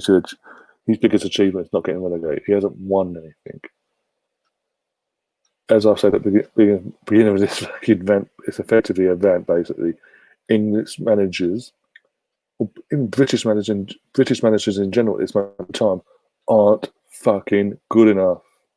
The FA needs to bite the fucking bullet, swallow their fucking pride, and go further adrift. Find people that are good enough to coach the England men's team. You've done it with the women's team now. You bit the bullet there. Phil Neville, you tried it with Phil Neville, not good enough. They're going backwards. So what have you gone and done?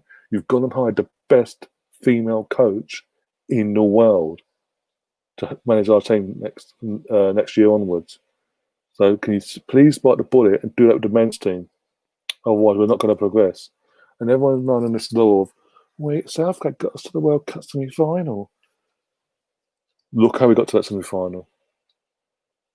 The Mino teams we battered. Okay, you expect us to win.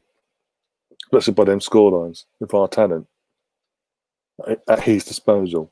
As soon as we played Belgium in the group stage, what happened? We lost. We got played off the pitch and we lost. 1-0 was flattering in that group stage match. Colombia, first knockout round. Go 1-0 up. I mean, this was meant to be a weaker Colombia team to the World Cup prior. Far weak. We were expected to batter them. What happened? We got taken to pens and almost lost that. By the skin of our teeth, we fucking somehow pulled that one off. The only game we looked somewhat decent in against a somewhat decent opposition, but in the end, it was a young, up and coming nation at the moment because of their thing is part of a rebuild. Was Sweden? That's the only game we looked comfortable in, with all due respect. But again, I take in consideration part of it. They're doing a rebuild there, and then get to the semi-final, go 1-0 up against Croatia. Could have gone 2-0 up, but Harry Kane refused to pass to Sterling. Literally could have been a literal tap-in. Everyone goes, oh, he missed his open goals anyway. Literally, all he had to do was tap it with his toe, and it would have gone in. 2-0, different game. Oh, no. And then literally, and after that, instead of keep going, trying to get the second goal, no, don't do that. Don't be stupid.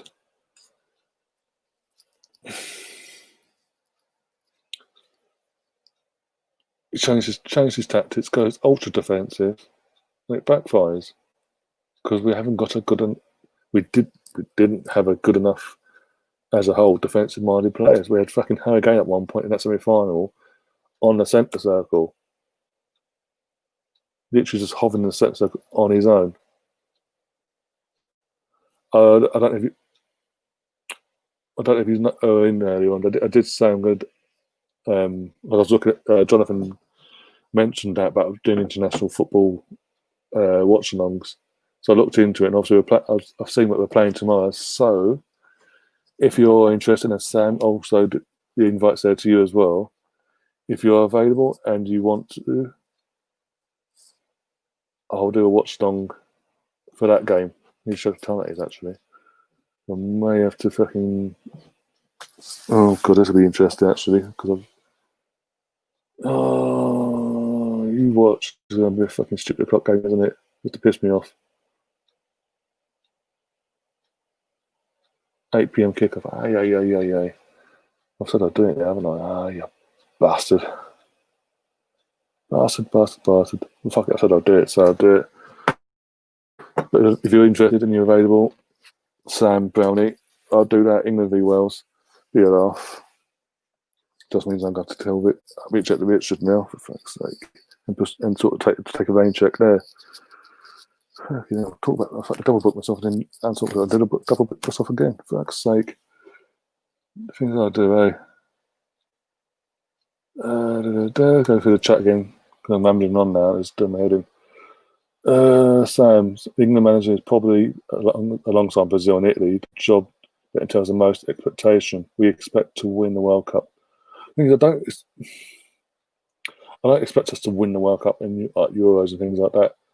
I expect us to be competitive and play good, and be competitive at somewhat, and just play some good football. I don't even play good football, Sam. When's the last time we actually played good football, in your opinion? Before or after Spain?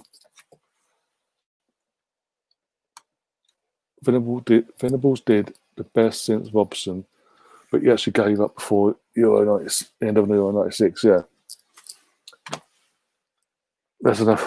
But I say the standard now is the standard of our homegrown coaches and managers isn't good enough anymore to be an England manager, to do what they've got to do, to achieve them sort of things, and do the sort of jobs that Bobby Robson and Terry Venables did for our country.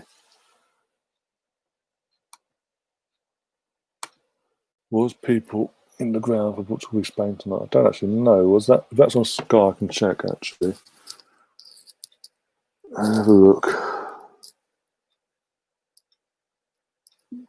I'm surprised I'm still alive. I wasn't actually planning to be on this long, by the way. So I appreciate you guys coming in and all that. And That's a fucking ball draw. Jesus Christ. Was that even on Sky though? Was it a friendly or wasn't it? Yeah, it was a fucking friendly and it was fucking 0-0. Seriously? I actually don't know. Not saying. That's highlights. What highlights windows now?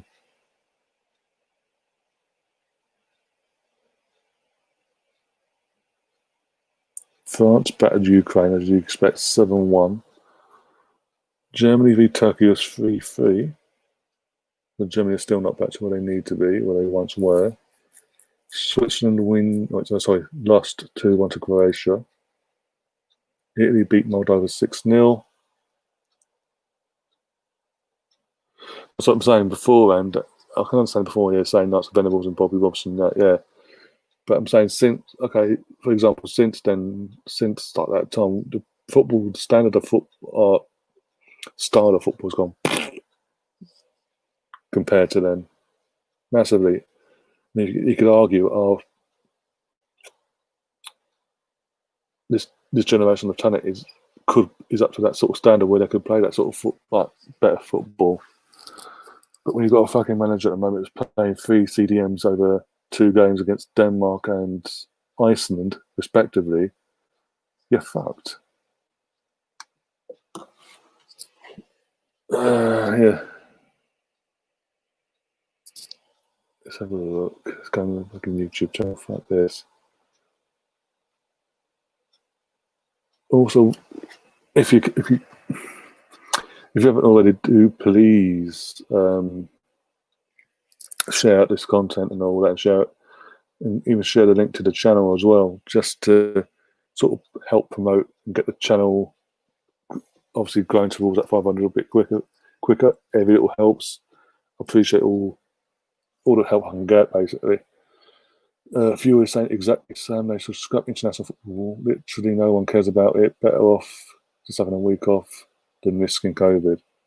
Well, that's continuing as it is. There's no need to just stop for 2 weeks and do international football in this current climate. Just asking for time. I'm just going to try to find it in highlights. See if I can. There we go. See if they actually got if they have fans in or not.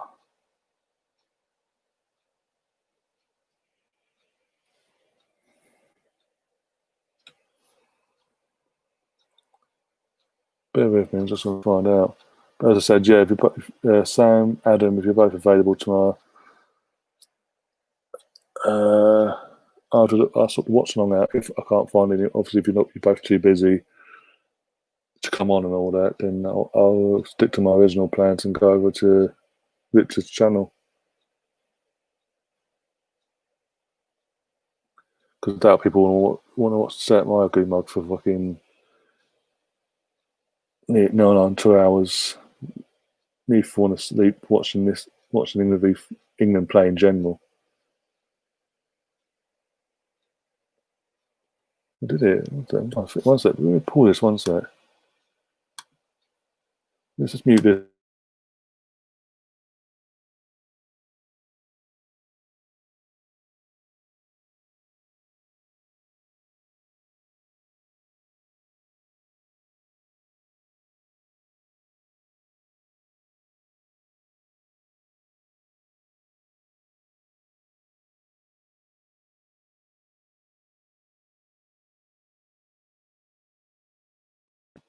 Yeah, it seems like they did. I have fans in the old ground for the Portugal v Spain game. I literally just put the highlights on it, go on the Sky Sports YouTube account. I don't know if you can do it over where you are, Johnny, but where I am, got on there, done that. And also all the highlights from international football. And yeah, had a few, it's not full, obviously, but had a few here and there. Right.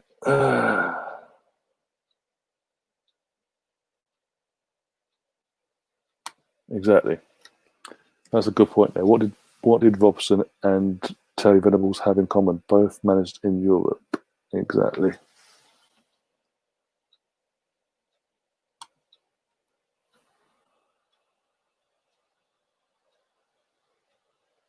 Friendly as well, yeah. That is a point. That was just It is a funny, but I will actually do the England games for the fucking, what do you want to call it? The what do you call it? Nations League. What do you call it now?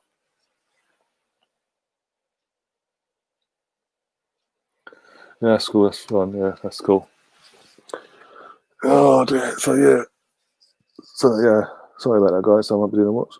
I'll stick to my original base. So yes, I said go over to Victor's channel because go subscribe. You'll see me over there tomorrow. But we'll be doing watch alongs for the other two England games. We're both going to fucking get battered in this, to be honest. But I'll do the watch alongs for them. Obviously, get some Sam and a few others if they're interested to come on. Our voices will up me for 2 hours. Yeah. And obviously, the other internationals I can think of in the process, I'll do that as well. Internet for the international break to keep the channels just going over, ticking over in terms of content. And Monday night, that as I discussed earlier with Harvey. Yeah, I'll send you over a link in the group chat, Richard. Not Richard, Sam. Yeah. See him that time. Fucking names mixed up now. Bloody hell. No, but I was gonna say, yeah, Sam, if you're available on Monday, Harvey and me have been planning to do a review thing of a review show for the Premier League third kits. He's got all the kits ready, so I'm gonna do that on Monday if you're available. And obviously see if John's available as well, and a couple of others, and do that as well. Obviously, as I said, do you have a watch on? Keep things ticking over, and then Thursday. Actually, yeah, do Thursday. I'll do the preview for Man City away, and obviously do the watch along for that on your Friday, not Friday, Saturday 5:30, and maybe even be doing another watch along early on in the day at lunchtime for coming all the way from Scotland, the Old Firm, Celtic versus Rangers as well, and just and as I said as well, in terms of Champions League, Norway Serbia watch along. Hey, if you're interested, I'll sort it out. Just for the laugh. The thing is, I'll probably talk more about fucking Arsenal in England than fucking concentrate the game properly. That'd be actually. There's a little bit going on actually for that one. So yeah, as I said, when the European club football gets back underway, doing, as I said earlier, Sam, I'll be doing watch alongs for Champions League, and obviously all Arsenal Europa League games will be covered on this channel as well. But obviously all the big European games in Champions League I'll cover as well. Just as a neutral and just to have a bit of a neutral perspective, basically. So yeah, big up Lundberg Camp in the chat as well. Can't believe we got Partey the Don. Exactly. We've already touched on Partey obviously in this stream, and obviously briefly in the over 5 hours stream we did the other night. Getting Partey was fantastic, and obviously tonight I've sort of drawn similarities between him and Vieira, not just there, obviously physical, but as you see him, size wise and built, but the actual playing attributes are very similar, but all this, that, and the other. So yeah, extremely happy. Extremely happy. You have no idea how happy I am at getting Partey. For so many reasons. Oh dear, right. Big up Steve in the chat as well. Hope you're feeling better, by the way. Beating that bastard of a fucking virus. Doesn't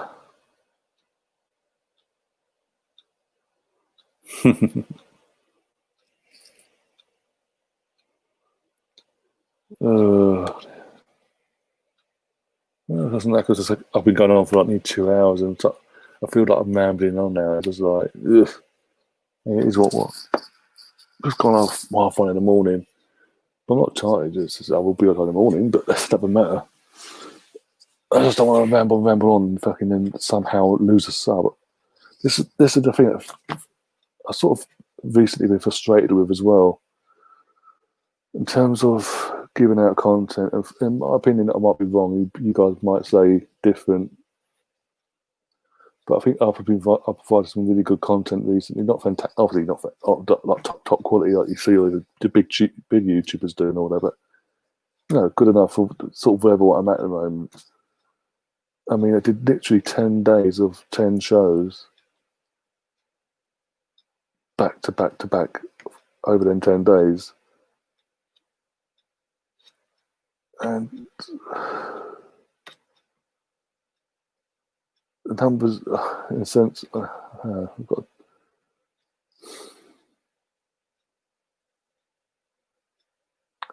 I don't understand. The numbers for me have frustrated me in the sense of, in terms of gaining new subs, especially when I'm seeing other YouTubers that are off my level, so we say, that are either new or just started up a new channel, this, that, and the other, that literally do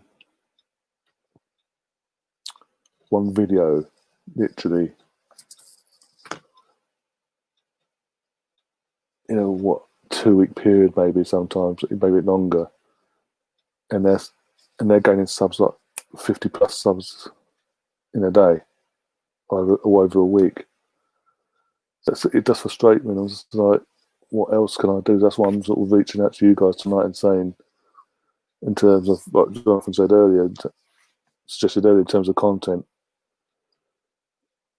to sort of get you guys interested and give back to you guys and show that it's not just all about me. I do sort of want that reach out and sort of things out there.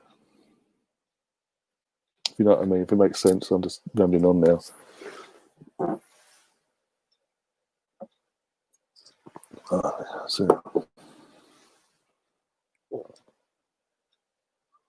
But yeah, it's glad to see you feeling better, by the way, Steve. Oh, So I do appreciate Jonathan, by the way, for mentioning a couple of things he did mention. As I said, in terms of doing tier lists or whatever, I will look into that. But obviously, if you have any ideas of what sort of things you want me to do a tier list for,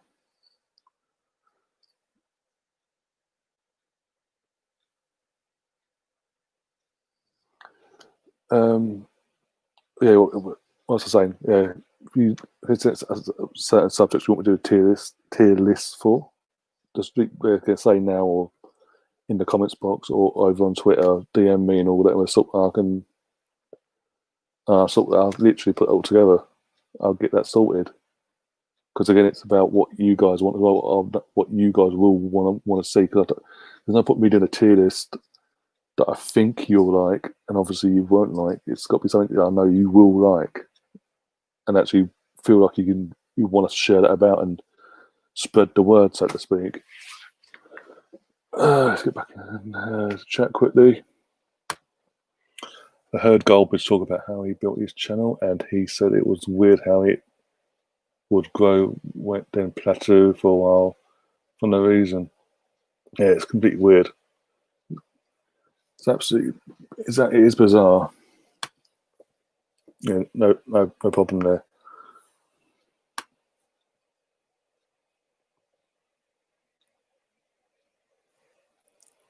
With all my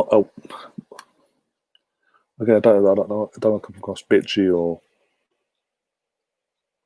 unappreciative of the subs I have got, because I appreciate every single person that subs. I appreciate that. You wouldn't believe. It's just, as I said, people are on YouTube that put out, in my opinion, shitty content once and literally it's like one upload in a 2-week period or longer. And it's like really shit content, by the way, and they're gaining subs like that, and I'm literally grinding like other people I know on my platform that I get on with that are on this channel. I've been on this channel, I've been on their channels. We grind our asses off, and we don't seem to get the same reward. And I was just like, what? That's yeah. It's just like it does mentally sometimes affect get a bit of me. Sometimes it does because I'm thinking. Because especially when I'm on my own, it's like having some time out. I just get to thinking like maybe I'm doing something wrong and this, that, and the other. It gets in your head. Maybe the content I'm doing is not good enough, or maybe I'm just not appealing to people to subscribe to. I don't know. Everyone's like, hey, it gets in your head and things like that. When you're seeing other people put less effort in and have more reward from it, it does have that effect on me personally. I don't know if it's other people. You could do a tier list of best Arsenal size example of Invincibles, the George Graham, 1 league defeat side. Yeah, I could do, yes. Yeah. I can sort that. I'm sure I can sort that out. But even if it's not during this international, obviously, when we go back to playing Premier League football, I can still sort that out during a week basis or something like that, in between matches. I'll put that to one. I'll put that to one side and I'll sort that out.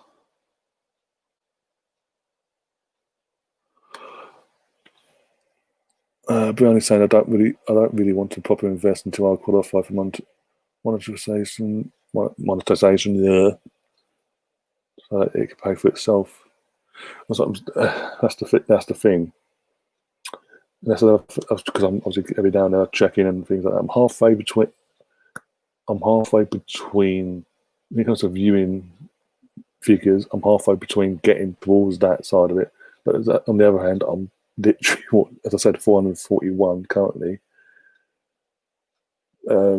Subs wise, I've got, so I'm still a bit far away off getting 1,000 subs. I've got to have, as you know, Brownie, you've got to have both at the same time and hope literally then put your channel onto that side of things.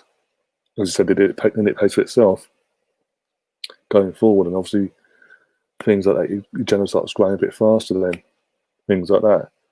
It's just, as I said, sometimes it does get. I do have a tendency to overthink things, and that's what I'm saying. Things like that sort of that sort of doubt creeps in sometimes. That's all. But yeah, it is what it is. But I enjoy what I do. The guy, obviously, the 441 of you that do subscribe to the channel, and obviously the guys that are in the live chat now, obviously do like my content. Otherwise, you wouldn't be here still.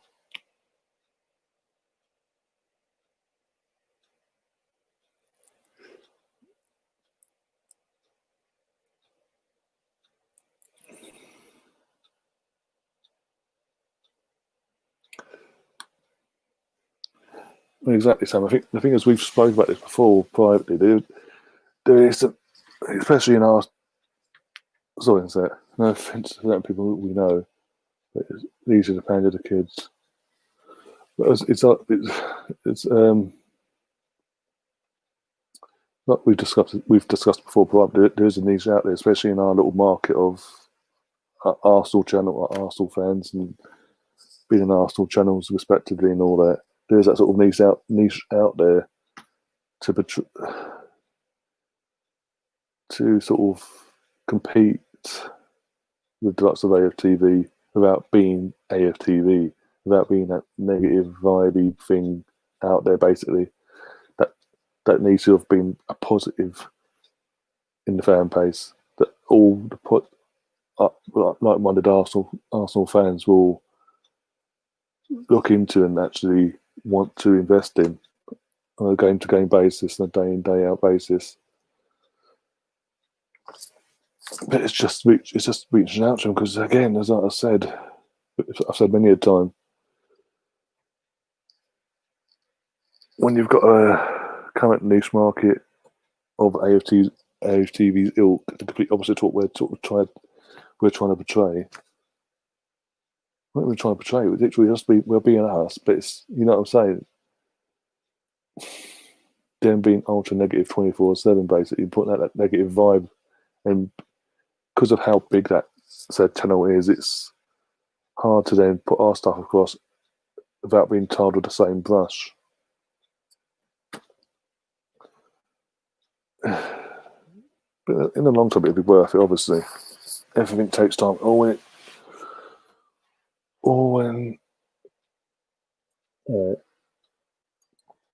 things good come to those that wait, as they say. It's just, yeah. As I said, yeah. I don't know that pandering. Yeah, I don't like to. It's too easy for me to be doing all that pandering to kids and malarkey. It's just not me. It isn't me. I'm not. In that sense, I'm not that way.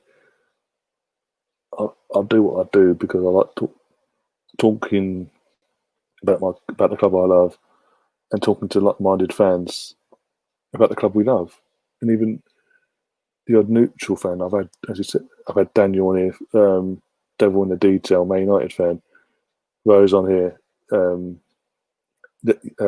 he's an Everton fan, and every now and then you get them neutral, another rival fans that you sort of get on with, you sort of click with, you get that respect for, and hopefully I have their respect as well. Obviously, I think that you can talk football with not just Arsenal, or Everton, or Man United. It's having that, as I said, respect for each other, basically.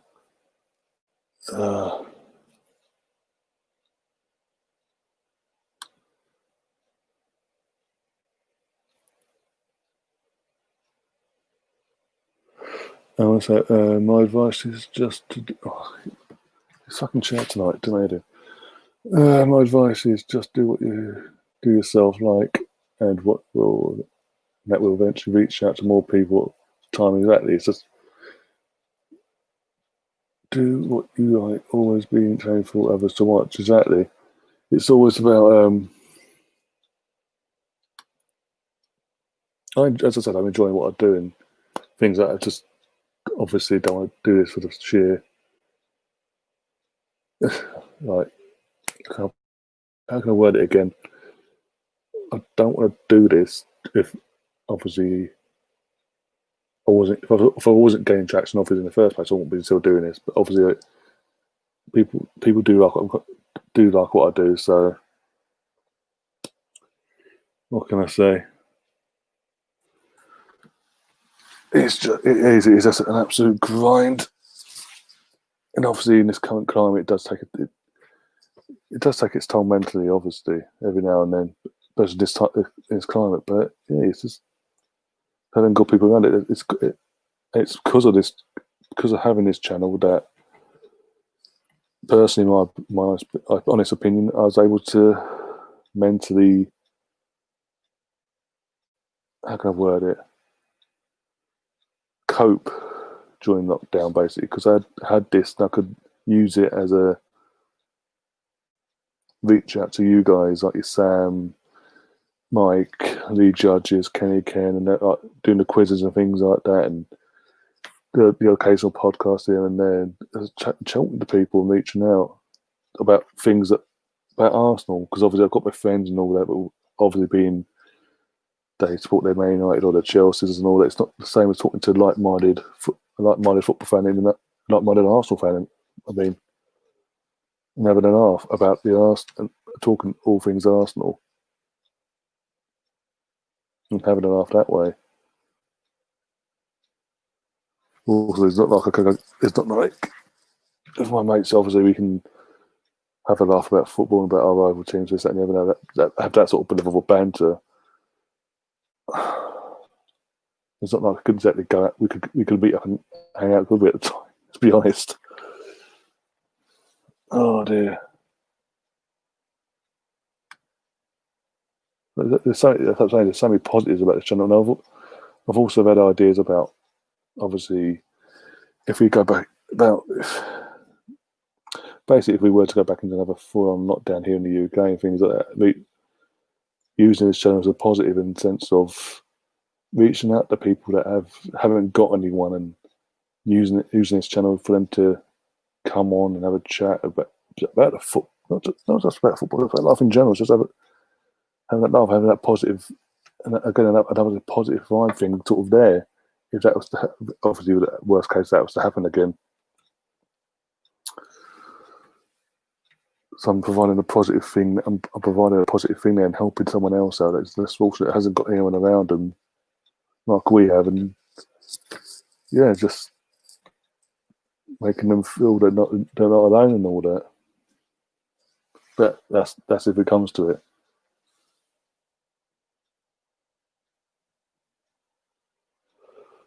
Oh, I've got to go back in the chat because I've got things up soon because I know I'm boring you with all this moan. Gone from one extreme to the other. It's nearly over 2 hour stream. Oh dear. Out of interest, how did you find Ryan and my channel?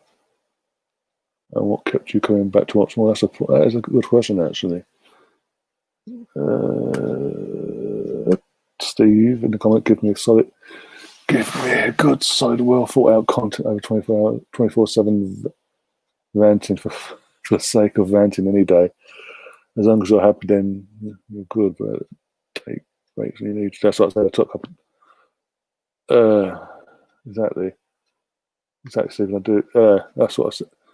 The plan was always after 10 days straight of doing what I did the other day.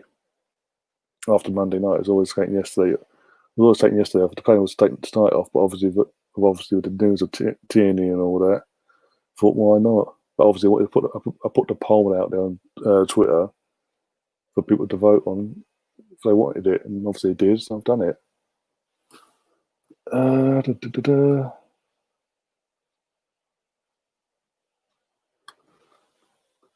I've always said that YouTube helped me immensely during lockdown because 3 months of Spain's lockdown was good. Yeah. Trust me, come to the UK, Adam. Come back to the UK. With the people that run in our country, fucking hell, make Spain look like a breeze. I get half my face in all this. As an Arsenal fan, I like Arsenal content, but reasoned debate with a touch of humour. A Bergkamp Wonderland is a great example. I found you through Daniel, and Ryan came up recommended. Oh, that's cool. Oh, that's fantastic. Oh, that's cool. That's really I appreciate hearing that. In my tone of voice is different, but I really do.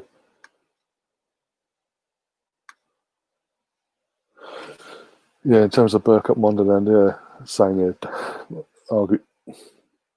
Argue one of the best Arsenal podcasts out there. So,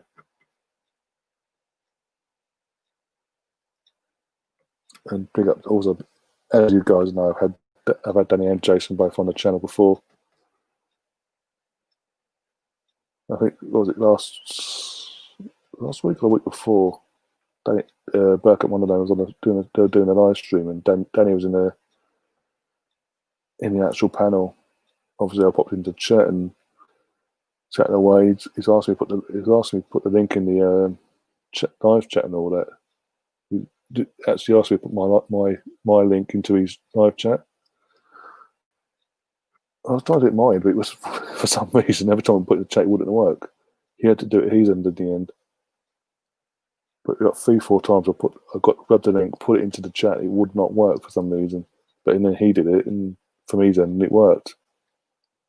It's things like that as well. Building that relationship with people like that, and that's another reason why I know most of the time I know what I'm doing on this channel is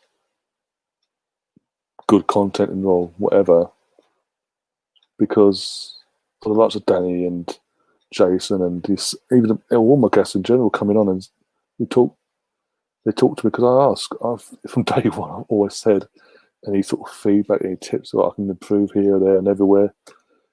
Please let me know because I massively appreciate all that. I've not had one negative thing come back at me. Obviously, I've had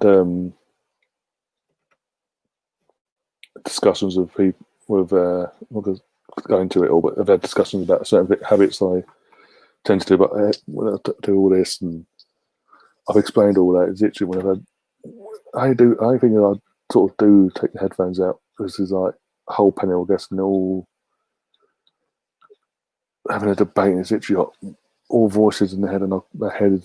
I'm literally, if I've got a migraine, that doesn't help. So I'm literally, instead of getting a massive headache, I take it out for a few seconds. And I put them back in. There's nothing. If it comes across rude, I do apologise. That's not my intention at all. I'd rather not get a full on migraine or headache. Go 3-4 hours on. Oh dear, let's go back into the chat because I'm rambling on again. Back up the chat. Where are we?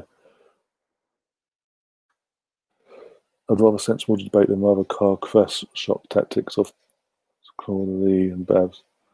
More. To be honest, I haven't watched Babs' actual content. Lee, I haven't watched him in over. I'm trying to think now. Maybe what October this 2020. I'm trying to think now. Got over a year and a half now. What's the Gunner's content? Because it's got ridiculous. As like you said, it's just literally car crash FC for him. It's literally just like negative for the sake of it. He's found his own little niche, so to speak, and he tries to defend it even now to justify how he's grown his channel. And let's be honest, his channel was in the water. Literally, he's had arguments when he first started appearing on AFTV. He's had arguments with people I know that I have built of friendships with, and things that I've literally just sat back and watched it, and I'm like, they've got a point. The person in question's had a point. Literally, your channel was dying. You decided suddenly you just appear on AFTV or best buds with DT at the time, and suddenly you're going to games this and the other. Rather than literally when I asked back in January this year, literally had it out of him because he's fucking doing my head in over his Arteta situation, and as you all know, it got messy. He sort of got a bit personal, and I didn't appreciate it. And he tried to retract it. It's too late because people were screenshotting and sending it over to me. I literally had for 2 days straight people contacting me privately asking if I was alright and all that because of how he decided to attack me because he wasn't getting a rise out of me the way he wanted. And it is what it is. He wants to go down that road. That's his choice. As I said, he wants to be that aggressive, thuggish, so to speak, idiot and get paid for it. That's up to him.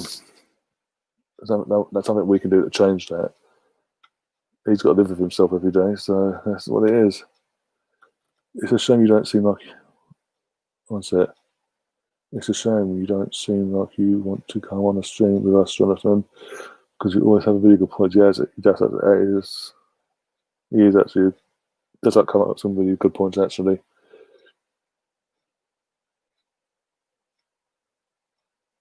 Exactly, it's always a pleasure. My channel, Sam's channel, Daniel's channel, whoever.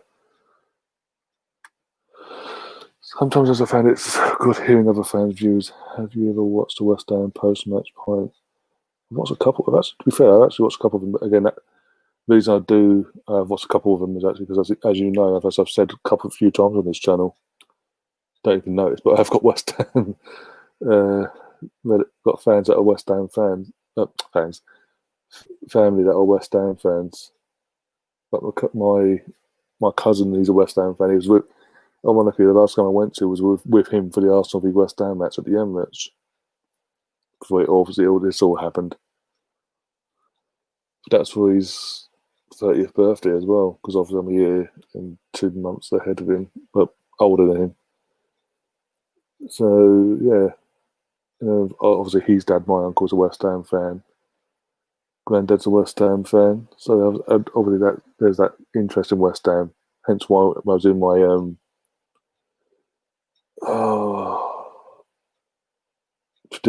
Premier League prediction thing. It's hard for me to say because obviously being the West Ham connection from the family side of things, that I had that feeling of West Ham could have a hard season this season.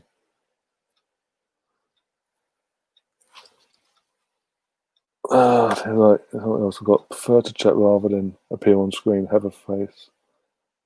What was it? I prefer to chat rather than appear on screen. I have a face for radio. Jonathan, if that's the case, I shouldn't be on it. Trust me. I've definitely not got the face for this sort of stuff, but I do. Yeah, it's all about confidence because I'll be honest with you. Before I came onto YouTube as a whole, I started this channel up. I was doing Periscope for about 2 seasons just to build my confidence up on camera, doing live things on camera, things like that. And Periscope, obviously, to come over to here. As soon as this stream I set up and came along, put Periscope on, and suddenly Periscope's gone fucking up the wall. It decided it doesn't want to work for me anymore. So I'm like, okay. So I can't even do this. Like, when I do the go live, I can't even go live on here, my Facebook page, and Twitter at the same time because that would help me grow my channel as well. But apparently, Periscope decided to go wrong and won't let me log in to my Periscope, even though I've done nothing wrong. I try and reach out to see what's happened. I hear nothing back. Thanks for that one, Twitter.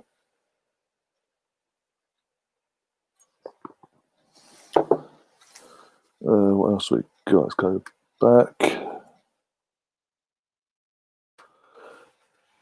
First time I saw you, Ryan, was on Daniel's channel. Same as Sam. You both impressed me with your knowledge and passion for the club. Again, I say I speak with Sam as well in this situation. We both appreciate that comment massively.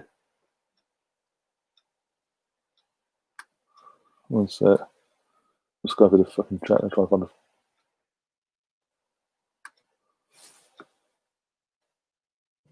Get back into the chat. One sec, make sure I don't miss anything. I do apologise because I do ramble on sometimes.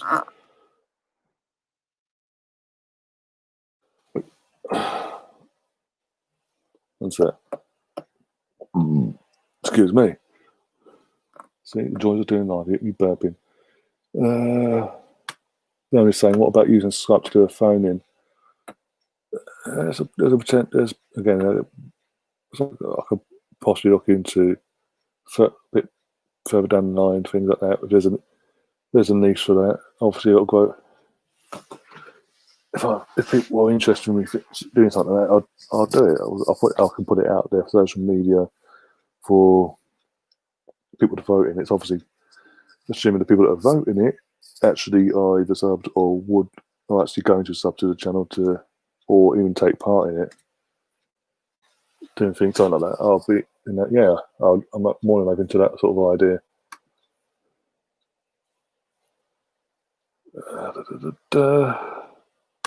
So Babs tend to make over positive nonsense. I get what you're saying. I can get what you're saying there. I think he's getting the balance right because look, over here we're not always going to be like we're not like AFTV, like I've always said. Like Sam isn't, like Richard isn't. We try our best to be positive as possible with a good dose of reality as well. It's getting the balance right. That's all. Fury saying Lee used to be spot on with his opinions, but now they're just playing bad. It's literally just him hoping for Arsenal to lose, that he can press on with Arteta not being up for the job. That's sort of, and again, Fury. I'm not going to keep going into it because broken record. That was the sort of argument, if you can call it an argument, because I was trying to have a reasonable discussion with him over that situation back in January this year over that, because a post he put out, and he tried to turn it into an argument and then tried doing little digs here and there. And because he wasn't getting the advice that he wanted out of me, he turned it into, okay, I'm going to take a dig at your mental health and also call me autistic. And then the second he realised, about 2 minutes later, he realised he fucked up, tried to delete the tweet. By then, as I keep saying, he basically got fucked because people screenshotted it and were sending it to me on a fucking regular basis for 2 days straight, and also at the same time, reaching out, making sure I was actually okay, not affected by what he said. As I said to them, didn't bother me to show these true colours. It is what it is. He wants to go down that route. That's his prerogative. I'm not surprised, because since then since that incident, decided to get into a public dispute with Bavs over the fucking Europa League final aftermath thing, saying the kid has Bavs set him up, this and the other. Clearly, Bavs have got to turn it off fully, turn the stream off fully. He made a mistake. At the same time, I'll keep saying it, I'll say it again, no one held a gun to his head to tell him, to force him to say what he said. You still said it. Still live or not, he still said what he said. He just got pissed off because it was still live, and he basically said what he said. And it was out in the public domain. And at the same time, it threw Robbie and all that under the bus, the chat out under the bus massively. It's no coincidence, after that incident, he was on the channel for fucking months until after Dav's left the channel. As soon as he's left the channel, fucking Lee was on there constantly. Then he's walked away again, with the whole Claude situation, using the whole Claude situation as a get out. Goff. No, he just milked it a bit more, milked Dave TV a bit more for what he needed, and then pissed him off again. What he's done. Not obviously our set has improved it. Exactly. And this is what myself and the guests I have on a regular basis, we all say. We all see it. And even if someone doesn't, that's fine. We don't have to have an argument with them and all that, and throw insults left, right, and centre.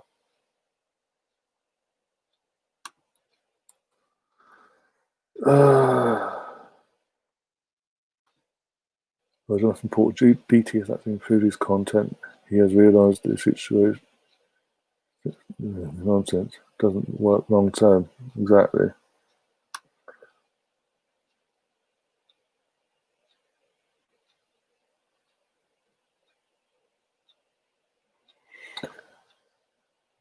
Pre-COVID, he used to upload videos of him going. I think because of the backlash, I think the reason he stopped doing the match day vlogs was, I don't know, you'd have to ask him, but I'm having to guess, the backlash that like him and Troops were getting for doing the match day vlogs from fans in and around him that didn't like him doing things like that. Actually, they didn't want the hassle anymore and just stopped doing it. I don't know. That's something you'd have to ask them, to be honest. I mean, this is a good point from Sam, actually. Lee Gunner's negative points with Emery. Lee Gunner's negative points worked with Emery, but now it's clear we're getting better and buying the players we need, that the same negative stick doesn't work anymore and becomes fake. But that's the thing. That's a fantastic point, by the way.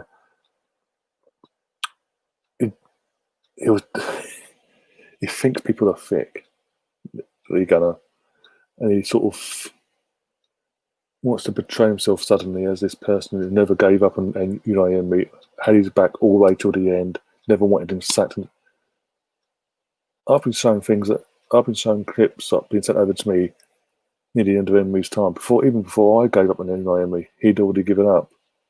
And he was calling for Unai Emery's head, as in to be sacked.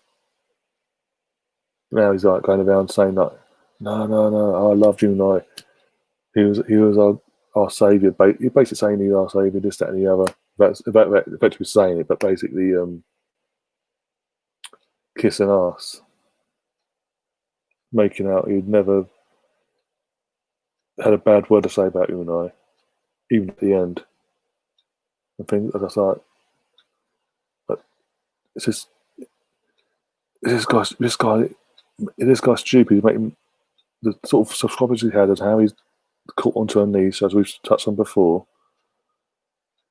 Yet he can't not fathom. He thinks we are so naive and believe everything he says that not one person would actually, every time he says something for every stream he does, people are not getting their phones, screen grabbing it, or recording, wherever, just to oh dear. Screen recording it, and every time he says something, it's obviously put out there. So if he goes back in it, well, actually, you didn't say that. You said this. That's so many times, but it doesn't clock on. DT went to games with his young son, so no longer does him. That might be the case, actually, because he doesn't want all the hassle as well, because he was getting a lot of hassle, and obviously he's taking over his young boys with him. Again, it's not worth it, is it?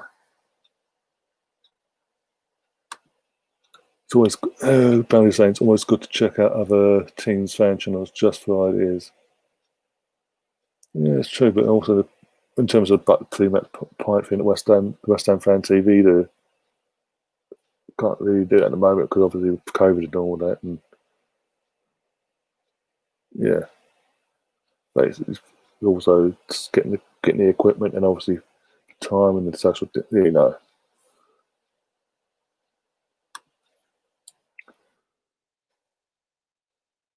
I've actually got there's an actual other idea I wanted to do with James Rowe, literally something we planned on doing when I first started this channel up, but obviously the powers that be at the time, technology wise, wouldn't.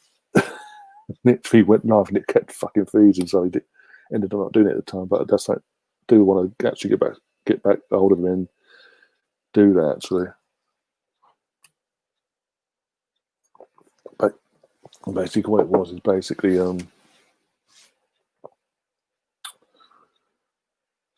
just obviously being that he's obviously lives in over in Holland and all that, sort of the Arsenal thing and the connection there we have with Holland in our previous years and all that, sort of to have a chat about obviously things in Holland now, things like the national team, Indonesia, how things are perceived over there, and obviously talk about the likes of go over things like Dennis Bergkamp and Bernd Bronkhorst and Percy, etc., and how they were perceived at the time when they first came to Arsenal back over in Holland. Things, just a general show between back and forth, and yeah, just mainly touching on the Netherlands connection, not just with Arsenal, but as in general, how things were and how things are going there. Because obviously at the time as well, before pre-Koeman came along, they weren't exactly in a good place national team wise. So I think that's another good show we can sort of touch on, even though with Koeman gone, obviously he got them to a certain state that I think De Boer's been heavily linked to taking over, or he has taken over another two. So again, that's something I'll be interested in doing. If I've got you guys will be interested in watching that again, that's fantastic. I think something different as well. And before obviously James became really busy with his work, there was plans between myself and him for him to have his own segment on the channel. I do want to still do that, but it's going to be sort of it does seem with how busy he is. It'd be like a one show a month, probably by the looks of it, or one show every fortnight. I don't know. So again, I've to reach out. So if he's still interested in doing that, and it'd be something that he does his own. He's the host. He has his own guests on, and literally, it'd be like talking about obviously football, European football, think like all the things of what he can talk about. I can't really have that. I can't basically. You know what I'm saying? Yeah, it basically. I can't get working words out. Apparently, he's Cardiff's biggest Arsenal fan. But yeah, so that's what I say. He can talk about things on a bigger scale in terms of the European range, whereas I don't really have that experience, that ilk of knowledge like he does. And it's not be available. He has a good niche of general knowledge when it comes to the European game.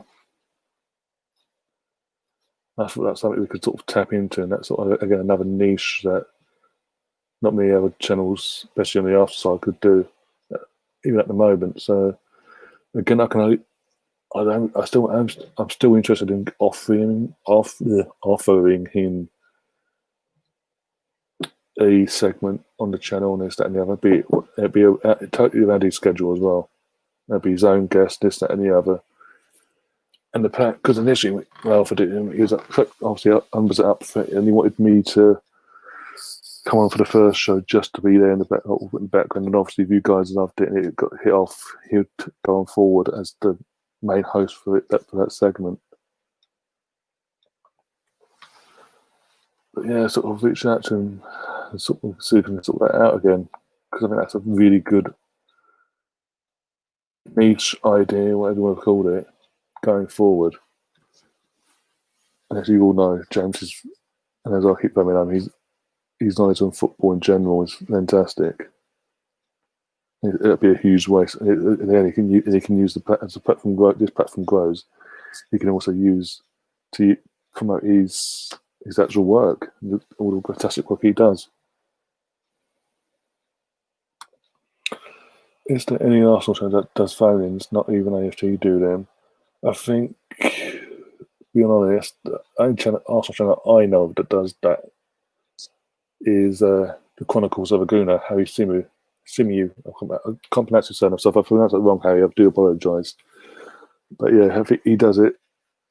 He does it occasionally when he's got a chance. But yeah, really good phone-ins as well. I've been on a couple. I think Richard's been on a couple as well. But again, that's a good niche. I think that, as you said, the phone-in wise, I'll be open to doing that if people, as the channel grows, I'll be more inclined to do it. And obviously, finding more people to be inclined to come on and take part in that will be fantastic as well. Because otherwise, if people aren't interested in coming on, because when I first started this channel, sorry, obviously, a few female Arsenal fans that I know of from Twitter and all that got sort of talking and this, that, and the other. But where the channel was going, and I was like, there was like, oh, she doesn't like more females, and there's not enough like women football fans on football and Arsenal channels, this, that, and the other. I was like, yeah, that's a good idea actually. It's just about it's about finding them Arsenal female fans that are confident enough to come on to the channel and feel confident enough that they can come on and talk all things Arsenal and football in general, this, that, and the other. And so far, I haven't found it. I even approached the people that said that to me. I've said, would you be able to come on? And it's sort of they say yes, and then it dies a death. It's just like, yeah. So there's another thing I can sort of tap into, but it's finding the people to do it, the confident enough to come on in and do that.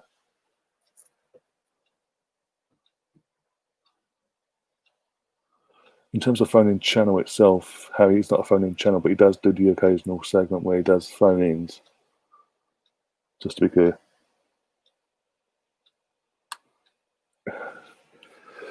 Norm Burkham, I hope, you know what, I hope so as well, just because because of who it exposed. Fuck it. Yeah, that'd be brilliant, but at the same time, it's just like it wasn't worth it.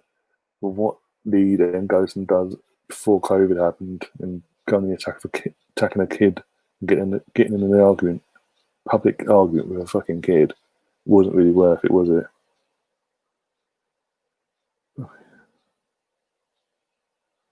Again, Jonathan Half said that as well, and it's like, no, they're all Arsenal fans. They all have Arsenal.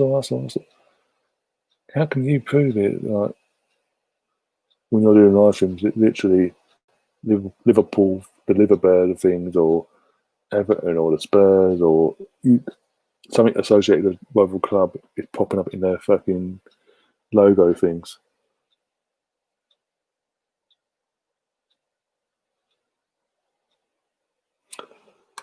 God, I think I don't know because I think we'll have passed the point of no return. As I, for one, don't want to stop now. I've done so much.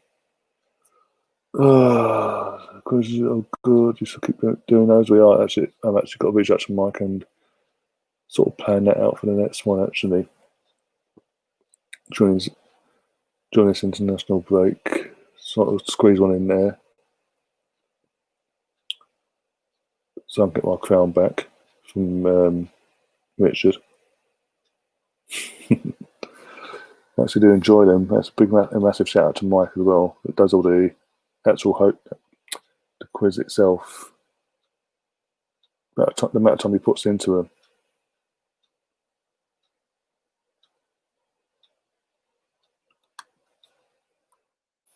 Exactly. All right. And with that, I wasn't expecting to be on this long, but yeah, I think I better wrap things up now because I'll bore you all to death otherwise. Going over and over and over things. There's only meant to be an hour long fucking stream. It's turned into a near 3 hour stream. But guys, thank you for coming on and interacting with me in the chat and all that. And I've put a few ideas on board and to sort that out. But yeah, in terms of going forward, as I said, you can find me tomorrow night over on Richard's channel, 8 p.m. UK time. Could be a really good podcast, obviously. Sam, I'll send you the link, and obviously if you can share it out, that'd be fantastic. But everyone else can subscribe to that as well. Really, really good channel, really good content. In terms of this channel, we got a game next England game. Sunday, I think it said. Sunday.